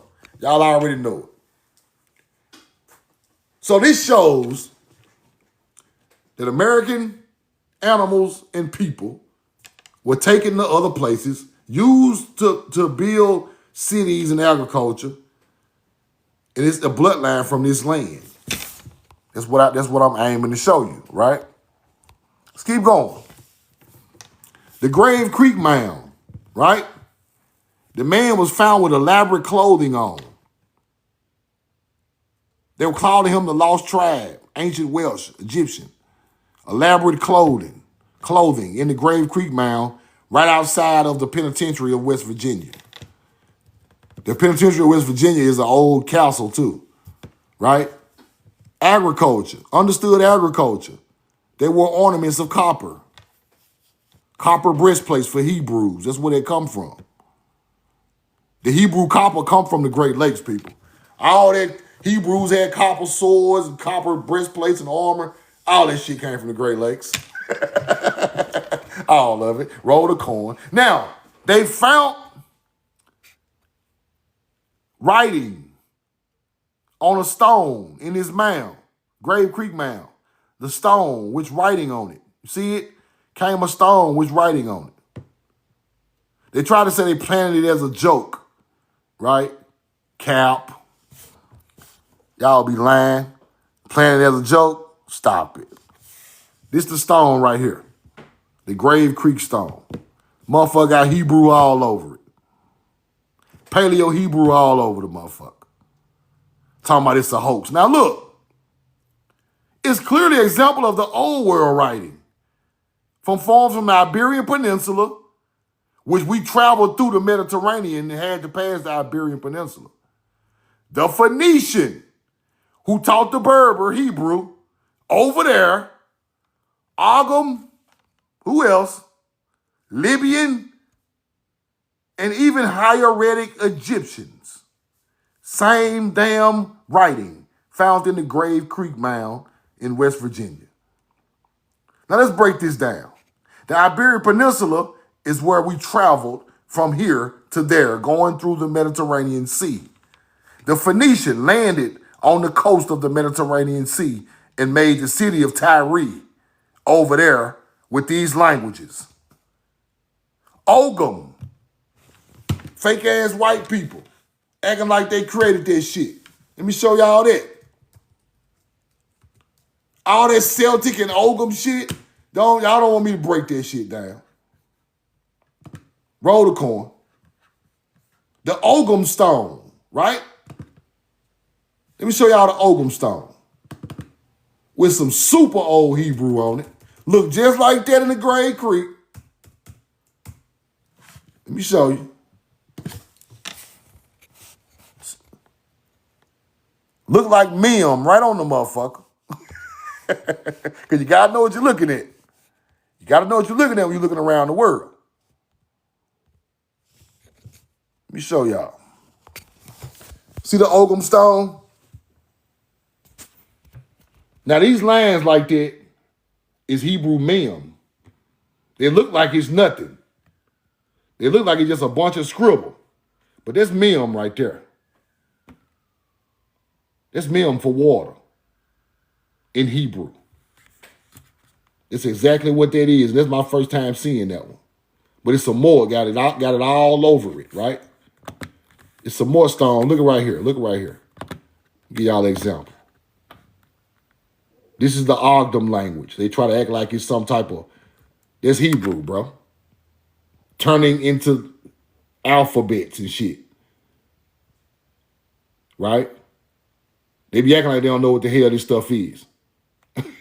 but it's the same stuff. It's the same stuff. I'm gonna have to do a live about that. And show y'all how these languages turned into other things. But let's keep going. Now let's look at the stone again. Right? We got the X. Then we got the upside down A right there. The first one. Aleph. Right? Let's go look at the chart. There go the X right there is Tet. Right? It's the same one used in India, the same one used in Egypt, right there. Right? Then you got the Aleph. You turn that upside down. Aleph. Let's go back and look at the stone. Right there. Right there. Now this is some type of star alignment with the water that he's putting right here. That's what that is. They say this is a hoax. It's faked. But they call this the Hudson Bay, people. They say this is the Hudson Bay, aligned with the summer solstice. And I researched this shit a couple years ago.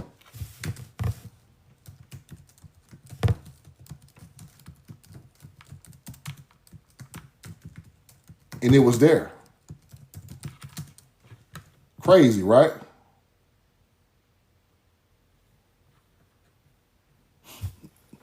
It said the theory suggests that the North Pole, ancient structures, right?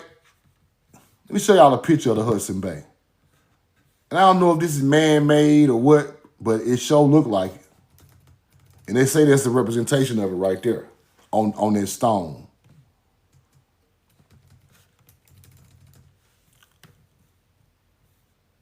Let me see. I have to pull this up out some other receipts. Hudson Bay. Let me see. I have to pull this up out some more receipts. I'm going to have to show y'all what I learned about Hudson Bay. Hudson Bay is an ancient spot. And as you can see, people have been trying to figure this out for a long time. Hold on.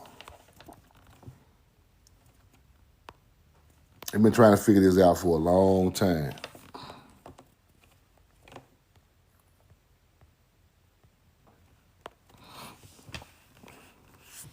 Now, it's some stuff in Hudson Bay that was tore down. It says a line with the Hudson Bay magnetic pole, right? Controversial theory that the Hudson Bay was Earth's axis, Earth's North Pole, about 12,000 years ago. See that?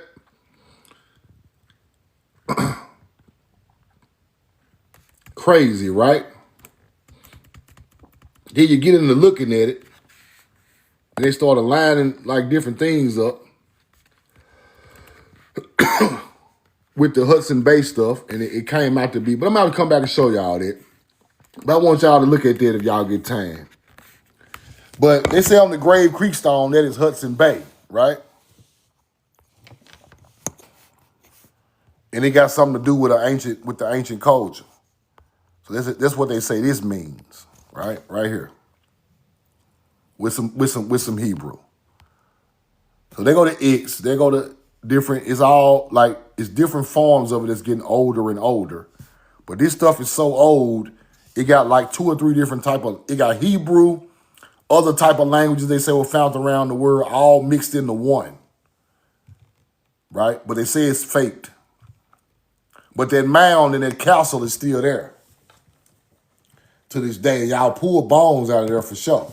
So they said this was on the skeleton that they pulled out. Let me show y'all the Grave Creek Mound and jail. Old ass structures, right? Now here's the jail. Here's the jail right here. A penitentiary. It was already here. It was already here. They go to Grave Creek Mound right there. Let me bag up off of it a little bit. Look at this mound. Huge. Said to find that Hebrew grave creek stone inside it with the man buried elaborately with clothing on and everything. Different color clothing. This is on top of the mound right here, looking straight towards the ancient building that was built there also. This already was there. And there go the Grave Creek Mound right in front of the ancient castle that they turned into a penitentiary. And Hebrew stones were found there, right? It all makes sense. Let's see what else they got on here. Go to mound. This mound has an entrance too, people. Has an entrance too. It has a little small building built next to it. Look at all these artifacts.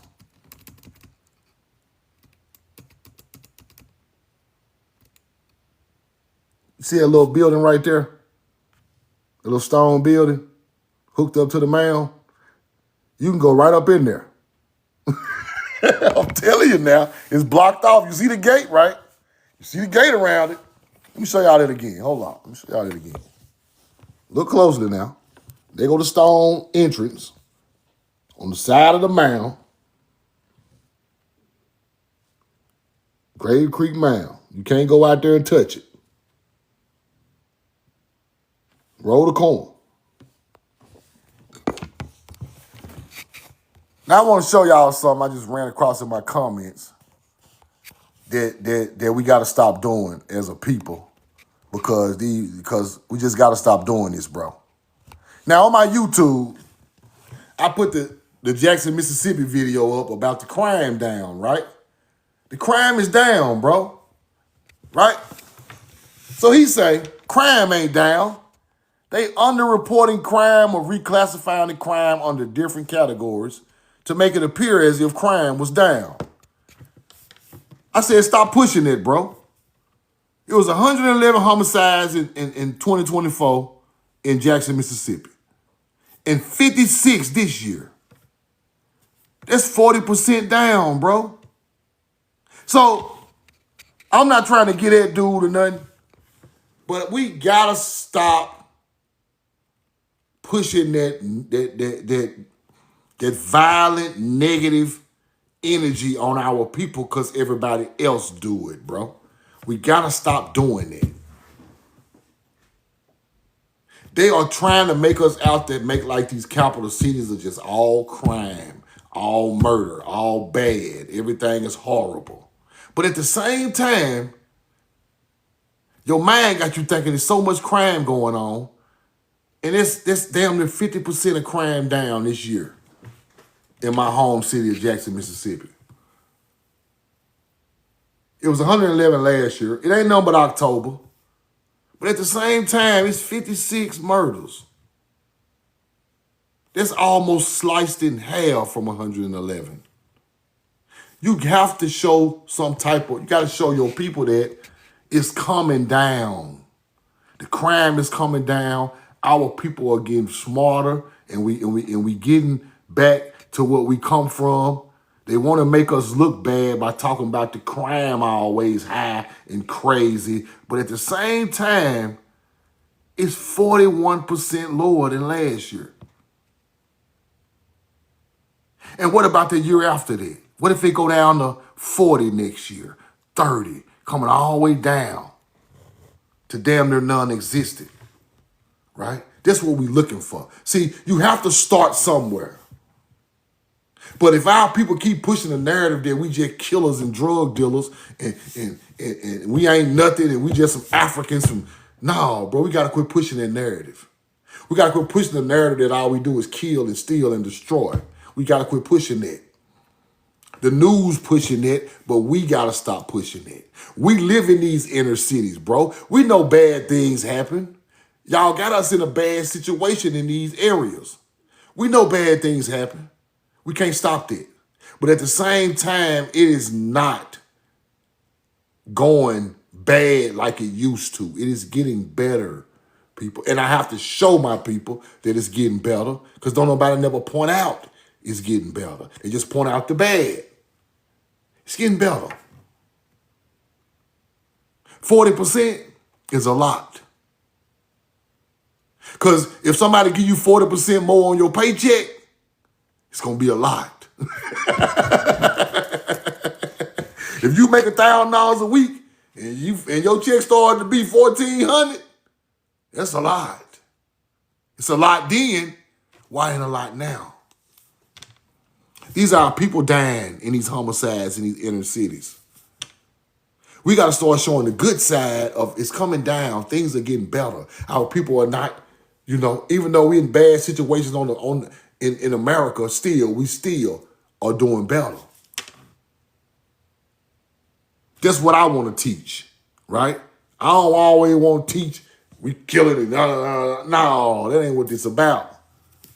Our people are getting stronger, and we starting to come together, and we starting to see that hurting our own people is not going to solve nothing. We got to promote that things are getting better, bro. I don't like people always talking about, you know what the niggas going to do? The niggas going to do? No, bro. No, we don't know what the niggas going to do. No. These young men who are killing each other are wising up, bro. And they stopping it. They not, it's 50 less than last year in my hometown and said, bro, I don't want to do that no more, bro. And that's a lot to me. That means a lot to me. Because that's somebody's life. There's 50 sons and 50 daughters, a son or a daughter that was not killed this year that a mother didn't have to mourn, bro. You got to look at it like that. That could have been my sister or brother or cousin. I have lost family members in Jackson, Mississippi to gun violence. 2 cousins. Best friend. I look at this different. Because I have lost people in this struggle throughout the years in Mississippi. So when I see it coming down, I got to acknowledge that, bro. I got to put some type of frequency towards this. See, this is what really matter, bro. All that bullshit we be talking about, niggas be talking about all this knowledge and this shit don't got nothing to do with nothing, bro. We got to start sending our frequency to our people to do better. This is what this stuff really for. Our ancestors did not make this knowledge for us to do better. This is what this stuff really for. Our ancestors did not make this knowledge for us to be lying about it and arguing about it and misleading the people about it. It's for self-sufficiency of your people. And when your people self-sufficient, they do not commit murder. When your people are self-sufficient, they do not commit crime or murder, bro. They have no need for it.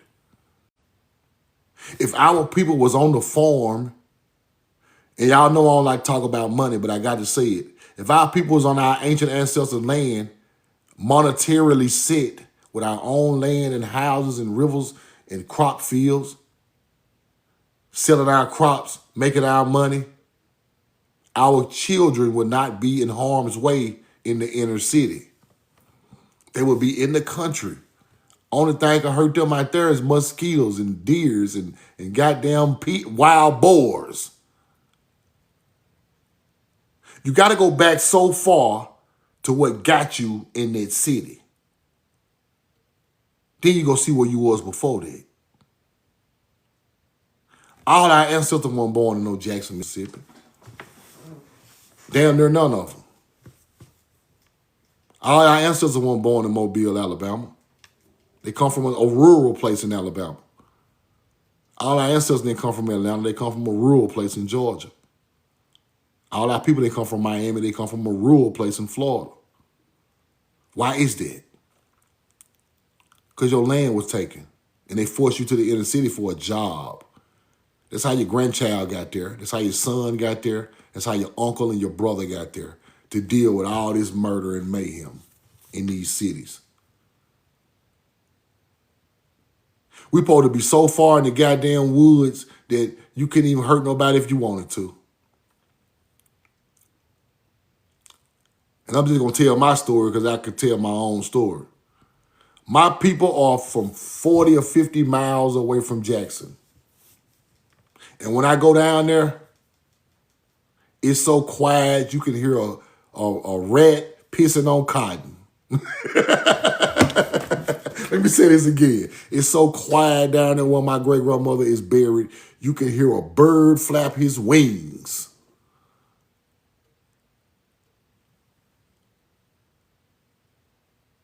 That's where we from.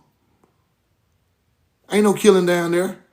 Ain't been a murder down there since the hunter-gatherer came. Ain't nothing but beautiful, clear water in the creeks and the rivers, beautiful land and birds and animals running around. All your child can do out there is learn and read and work that field and take his ass to sleep and go to school. That's all he could do out there. Ain't no other child around but his family on this big, peaceful piece of land that my ancestors used to own. If I was there, I wouldn't have ran the street trying to, doing my thing. You got to look at it from a whole nother perspective of before what happened. What made your people go to these spots, bro? So we got to get back to that some type of way, right? It's not always about what's going on in the city. What if we weren't even there to even do that? What if they didn't pile us up to do that in these areas? We would still spread it out on our ancestors' land. Only people to be unalive in themselves if it was still like that is hunter-gatherers.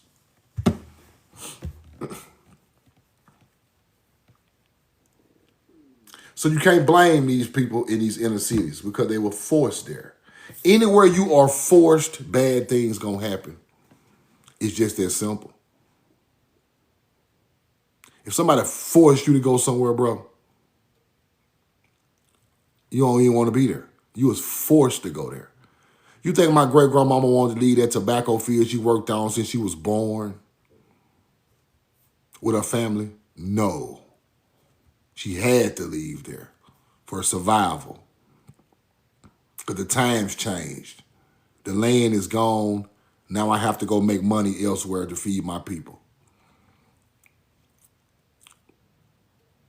Then she has my grandmother.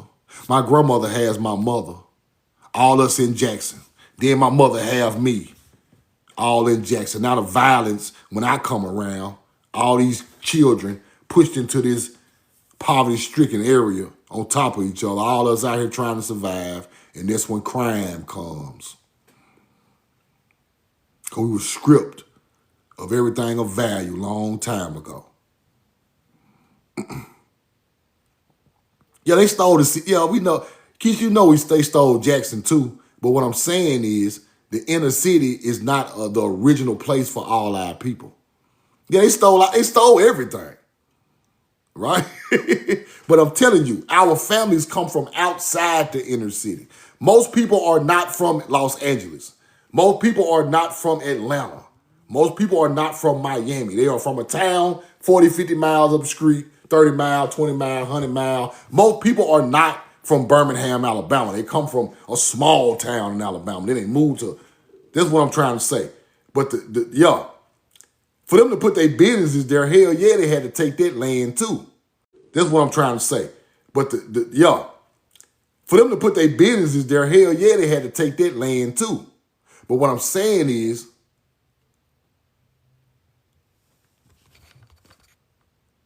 they freezing up my shit. Y'all hear me? Give me a 2. Give me a 2. Give me a 2. Give me a 2. Give me a 2. What I'm saying is, Keisha, those towns, there are families from those towns. I'm not saying that. There are melanated people from those towns. They own most of that land in them towns, right? But what I'm saying is separation. Separation and learning on your own time with your own people was how it was, right? There is a bloodline of people from Jackson, been there forever. That's who's supposed to still be here.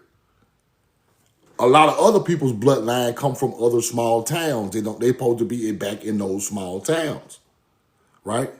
So that's why we travel to meet each other at mound complexes, because it was different people from the same backgrounds in different places. We was all coming in at the mound site to chop it up with our people. People from Jackson meet the people from Gulfport. And what I'm saying is the land, all the land is taken. But as of when colonization came, Jackson, people were forced to go to Jackson. That's what I'm trying to say. So Jackson was the spot where a lot of businesses went up first because there was a business area. That's what normally makes the capital city of these states. The most businesses in these areas becomes the capital state of an old state, right? And our people know this because the word of mouth is going back to the rural areas, right?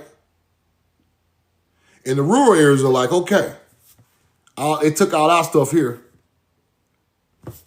They already told us it's jobs in Jackson and housing. And then we go there. Because my great-grandmother started working at some type of seafood restaurant in the 1930s or 40s in Jackson. Then she got her house in Jackson, right? She was probably about 20-something years old. She was born in 1909, and she moved to Jackson in the 1930s. So she was 20-something years old. And by that time, in the 1930s, they had took all the land except for a couple of acres. So she got a job at the seafood place on Highway 80 called Crochel's in Jackson, Mississippi. She got her a house on, not that far away, off, it wasn't Mega Elvers back then, but it's Mega Elvers Boulevard now. And that's how we ended up in Jackson, right? And she used to always go back to her last couple of acres, like every summer, and check on it. So what I'm saying is you have to look at the why everybody are where they at, right? And understand what really happened. So that's when the projects come out. You stick them all in the projects, then you put the crack in the projects. See what I'm saying? Low income stuff. People move from country towns. Now everybody packed up in the projects, crack selling, alcohol, guns everywhere. Hope they kill each other. It's all about design. That's what I'm trying to tell you. So, what is the end goal? You got to get back to being self-sufficient. They stick you in Jackson. They give you government assistance and government living, right? You got to get back to being self-sufficient. You got to get back to the farms. You got to get back to the river. You got to get back to the wide open spaces where you can look around and breathe and see. And you just packed up with people all around you all day. You got to get back to to feeding your own family from the planet. You got to get back to that, right? You got to get back teaching these kids hard work. You got to get back to teaching something that is of value in the future of their child. They teach us to go to school, go to college.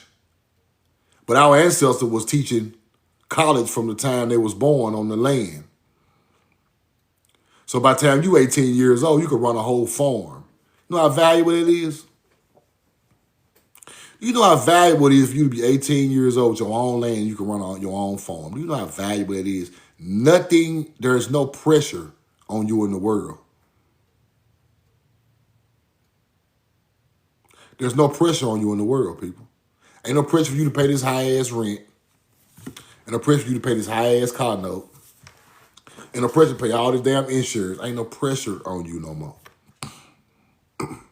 You own the land. You growing your own food. You got your own water source.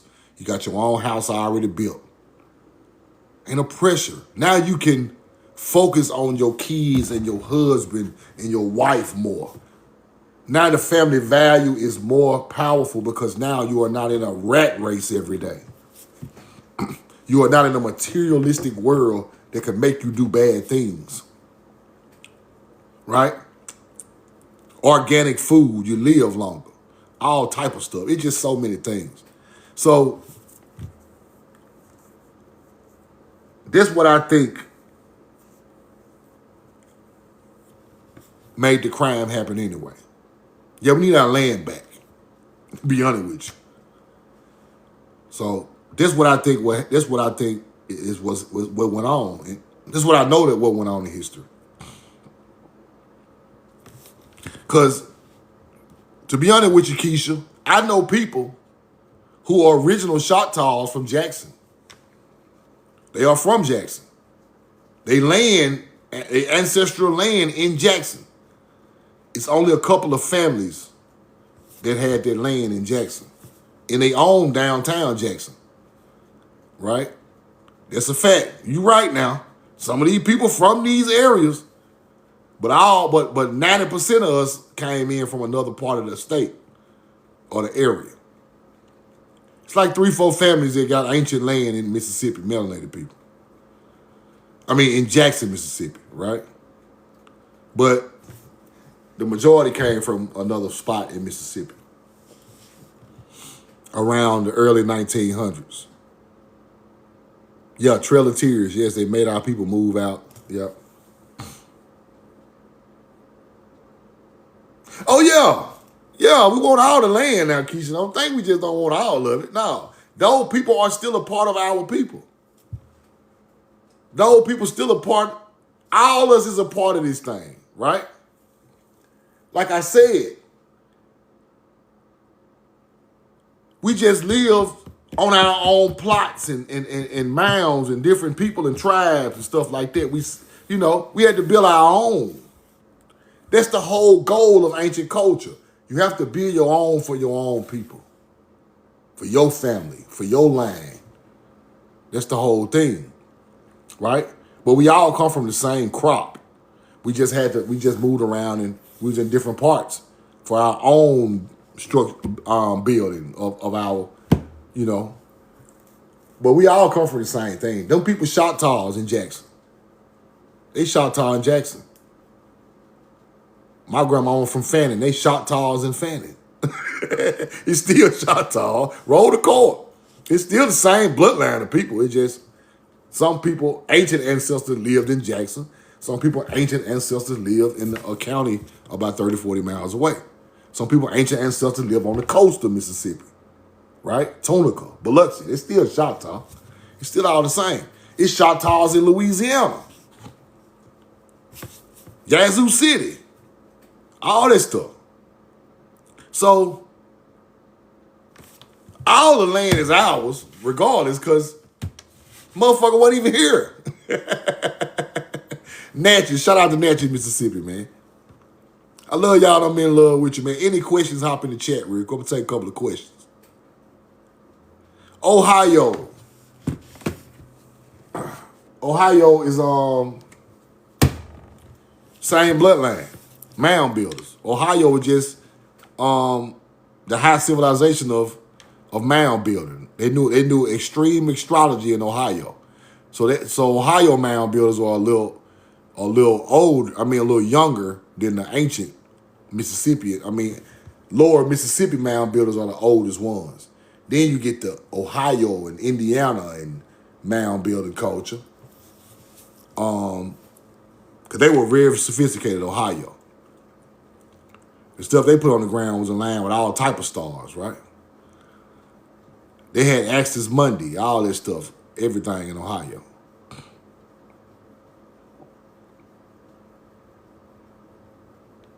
Yep, Phoenician stones, Newark, Ohio. So all these cultures went all over the South, right?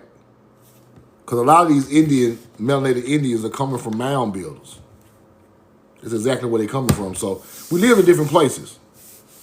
Ancient land in Florida, Georgia, Savannah, right? Jacksonville. All this stuff, it's all our culture. It's the Southeast. That's why there's no other place in the world built like the Southeast. In the Midwest and the Atlantic coast. No other place in the world. Yes, North Carolina. Lady Burton, what's the name of the road where Duke of North Carolina sits on? Lady Burton from North Carolina. What's the name of the road Duke of North Carolina, sits on? Think about it now. Tobacco Road, Lady Burton. It is Tobacco Road. Mound builders grew tobacco there a long time ago. And when the colonizer came, he took them tobacco fields and sold that tobacco back to Europe. So all them ancient buildings at Duke and in North Carolina Tar Heels are old buildings from an ancient culture that lived there. And they turned them into colleges. Tobacco is a mound builder product, like I just showed you. The people made billions of dollars off Tobacco Road. Then they turned it into colleges by selling tobacco from that area. That's mound builder stuff. Yeah, colleges sits on ancient grounds. I ain't done a lecture about the colleges in a long time. I know some of my people remember that, but I ain't done one in a long time. But 75% of these colleges in these areas are on ancient land. That's a fact.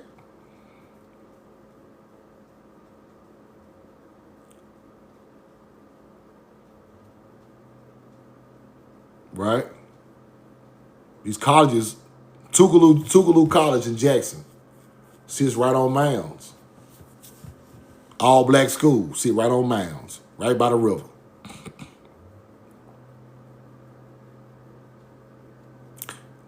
I got a picture of our ancestors in Scotland selling tobacco. Nah, ain't no newly built college. All of them on old land. Alabama, Crimson Tide. Let me give y'all the story about the Crimson Tide. They said it probably did come from football, but that's red clay. They said the Alabama team played in the rain and they was getting tackled, and then the red clay started coming out the field. It turned their white jerseys crimson.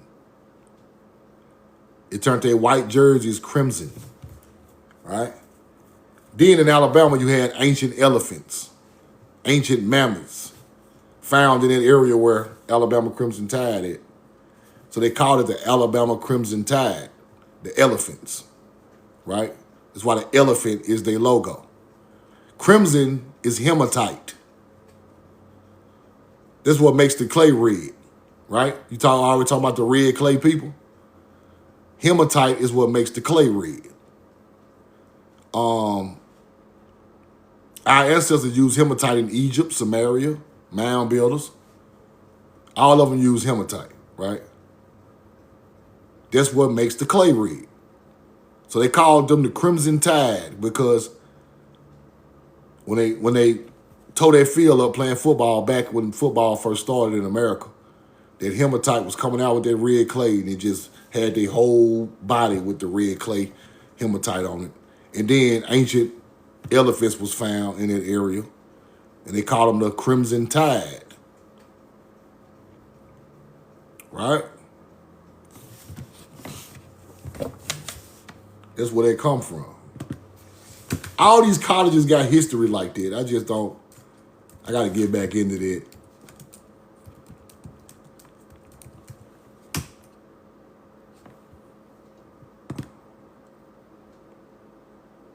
Show y'all what I'm talking about.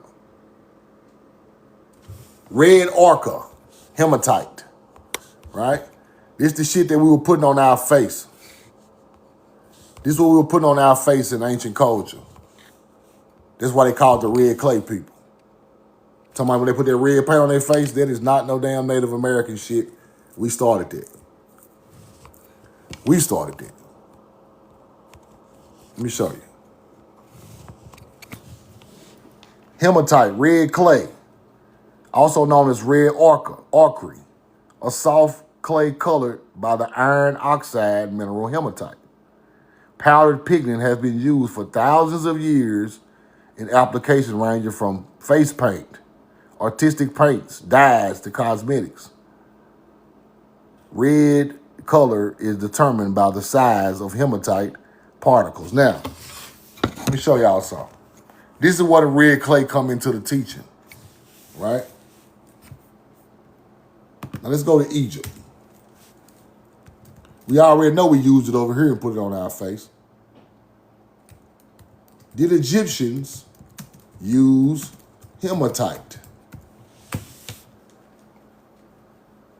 Yes, ancient Egyptians used hematite extensively for ornamental items like jewelry and amulets, and red and black pigment for decoration or cosmetics. Right? Putting it on their face. Mound builders done the same. That's where they got it from. Where do you think they learned about that from? Here. We got the most hematite in an area in the world. So putting that red clay on your face of the Indian became the same thing the Egyptian were doing. Right? Now we got statues and stuff made out of hematite and clay and brick made out of it and everything, right?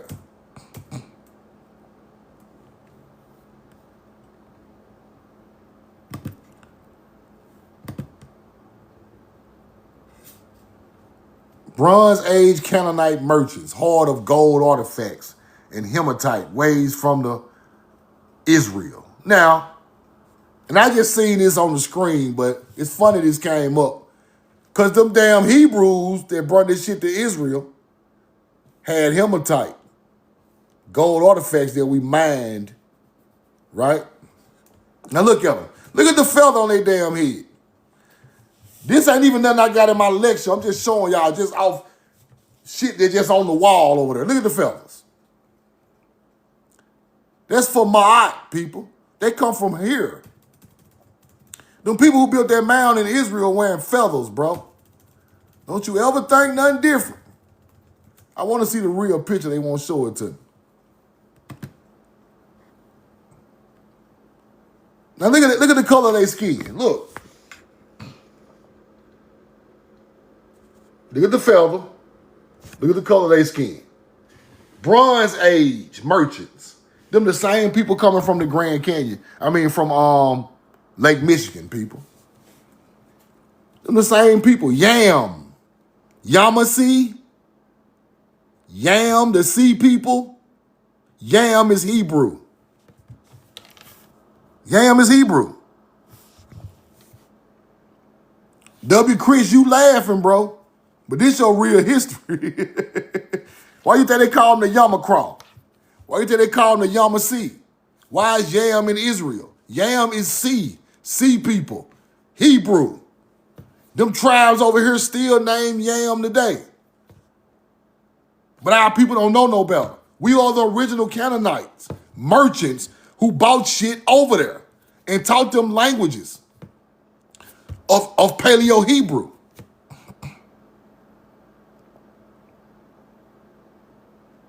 Hebrew Hebrew language was started from farming, people. That's an agriculture language. We call it Hebrew, but they got a whole older name than it. They got an older name than it. I just use Hebrew just because people understand what I'm talking about. Now, Mediterranean, Near Eastern African stuff, Mediterranean Sea. We built all that shit in the Mediterranean Sea. The Phoenicians in the Mediterranean. The real people that went to Israel came through the Mediterranean. Why we got gold and Egypt don't have gold at the time? Why we got hematite in Egypt ain't got hematite? The Cretans brought the same gold. The people from Greece that had corn brought the same gold to Egypt, just like to Israel. The people from that went here. It's the same bloodline of people.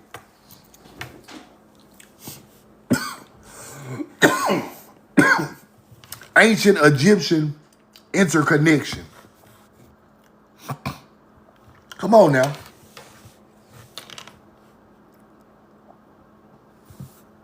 Roll the corn. These people know. Let me show y'all a better picture of these people. Look at this. Look at the feather. Nubian. Look at the feather. You see that? Do you see that? They coming to Egypt bringing gold. Where they coming from? Come on, man. Where they coming from? You got to ask yourself this. Where in the hell is they coming from? I already know how to mine gold. I already know what they doing. I already know how to do agriculture. I already got ships. Where they coming from? I already got the plow, the animals. You got to look at this thing another way.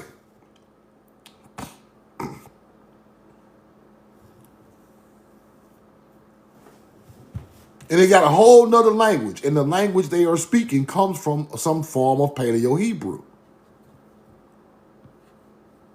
And I already showed y'all the first letter in the Hebrew alphabet comes from agriculture, the plow and the ox, which came from these people.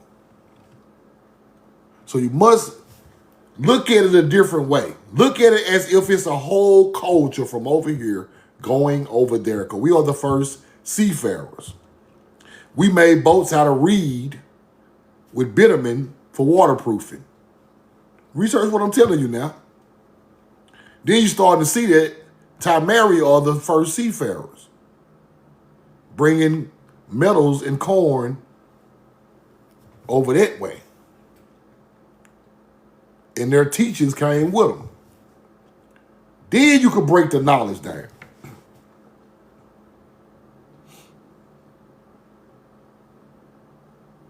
Ivrit. Yeah, it's Ibri also. I-B-R-I. You're right. It's Ivri and it's Ibri, Andre Williams. You're exactly right. The people who crossed over or passed over. They were passing through. So if I'm talking about a Hebrew that's passing through or crossing over, they can't be from there. Right? That makes sense. All of it makes sense if you know what you're looking for. Now you can bring it on back home to here, where it really come from. Well, let me get out of here, man. Appreciate that cash up y'all sent me. I'm going to drop it in the comments. If y'all missed the first part of this live, go subscribe to my YouTube, man. My YouTube is in the link is in my bio. That's my cash up right there. The link is in my bio. Please subscribe to my YouTube. 150,000 likes, man. Love y'all. I'm in love with you.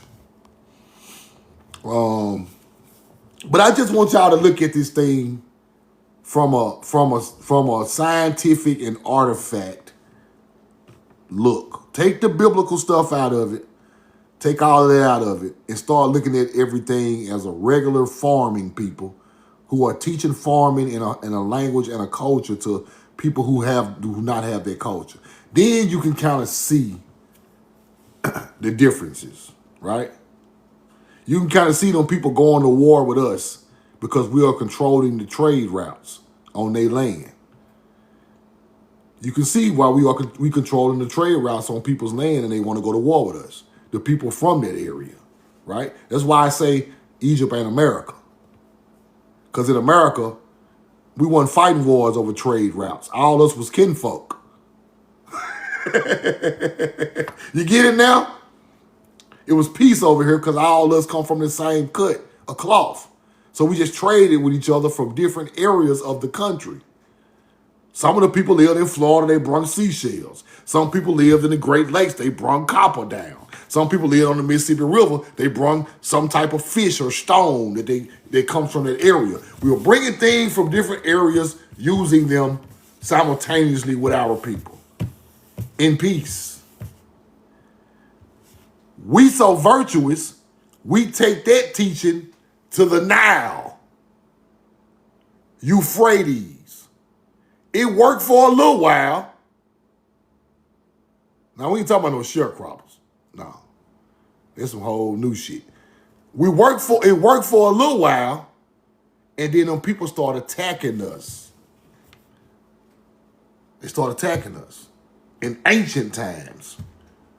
Now we are Hebrew slaves because we know how to do everything. We can build pyramids, stone structures, farm, break cattle, herd, shepherds. All that come from us. When you find a people that can do this type of work, you want to make them prisoners of war or some type of slave because they are built for it. They can build you anything, right? Why do you think they try to teach you Africans got bought over here to work on the plantation? Our people are the only people on earth who can farm their cotton all day, bro.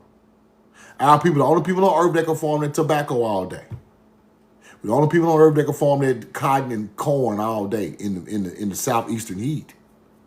And we know what we're doing. And we do it fast. And we know how to grow it and process it. Why would I go pull an African from Africa who don't know nothing about none of this shit and get him to come over here and do this when these melanated Indians right here, the people who created the crop that I'm trying to get rich off of, they are the first prisoners of war because they are the ones who can roll the corn, roll the tobacco, roll the goddamn cotton. Come on, man. Message. You prisoners of war on your own land. Them people, when they got rich, that's why I don't go for that foundational Black American shit, because Africans didn't build them crop fields that made America rich. Them people don't get shit for us. Africans did not build the crop fields that made America rich. American crop fields built the banking system. You must know that. You think them crackers built the damn banking system on their own? The crop fields of our people and our work built the banking system to fund the money to build buildings. I gotta show you better than I can teach you. I gotta show you. I gotta show you. Cause y'all think what we did ain't the reason we here. I mean, this motherfucker thriving today. We the reason these motherfuckers riding around here rich today. Come on now. Plantations funded banks in the South. The same bank you banks, Bank Corp and all that other shit. You think this shit a joke? Everybody thinks it ain't a joke till I drop receipts. Because I don't just tell y'all nothing. I'm going to show you.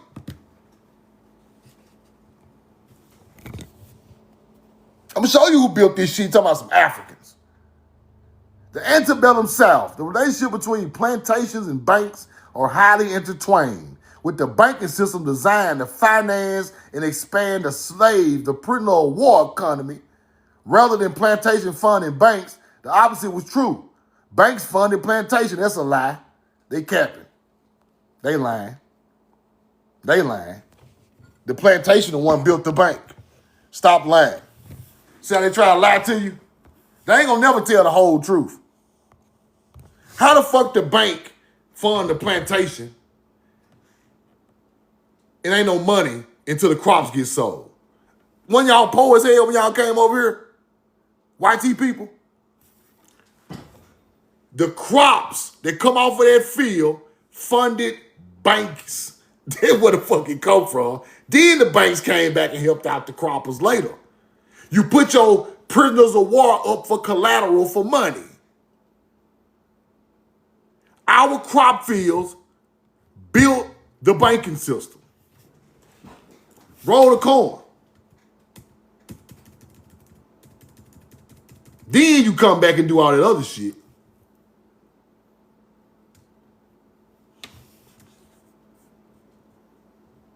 Hold on, I might have put that in there wrong. Hold on.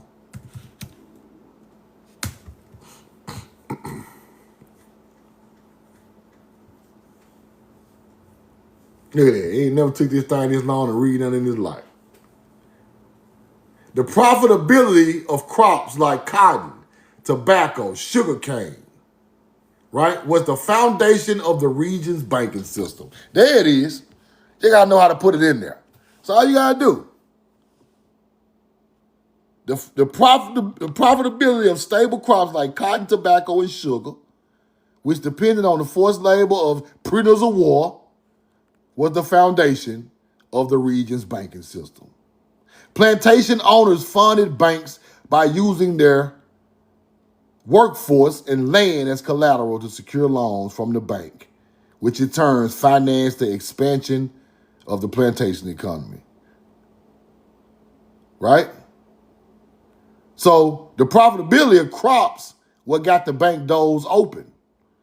Then they came back and helped each other, right? Wasn't no money if you didn't sell crops out the South. Wasn't no money. You took them back overseas and made your money, came back and did it again. The antebellum South. And we built them houses. Them antebellum houses is not no white people houses. Quit thinking them white plantation owners' houses. No. We built them houses. They took them houses from our people. Wasn't for our ancestors with cotton, corn, and sugar cane. Wouldn't be no banks. Wouldn't be no banks. Bank Corp South, which was once the Bank of Mississippi, started from plantation.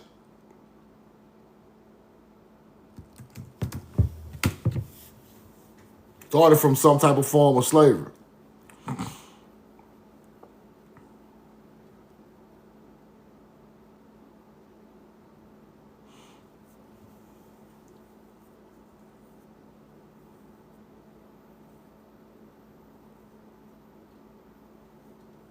Roll the corn.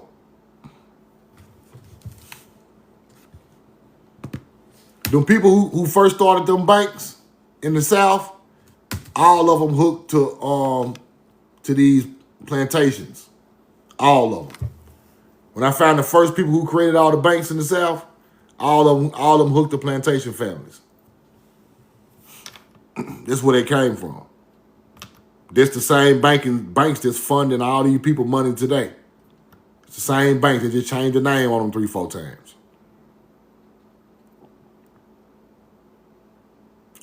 So tomorrow, I go through the banking system tomorrow, and I go through and I'm gonna go through some more stuff and show y'all some stuff tomorrow.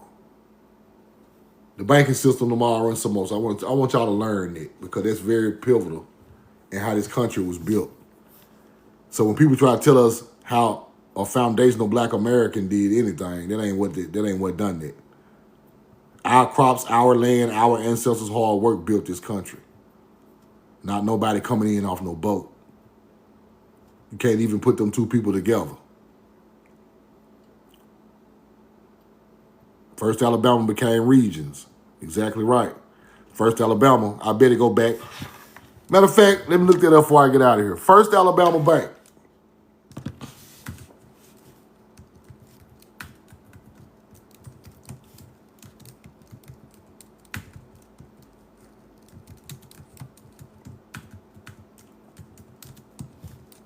Watch this now. Fresh out the comments.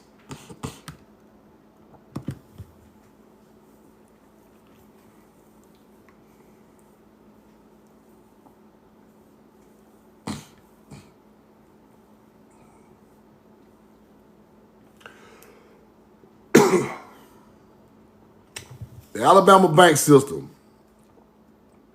opened and benefited from the model of plantation. Facts. And we bank with these people still to this day.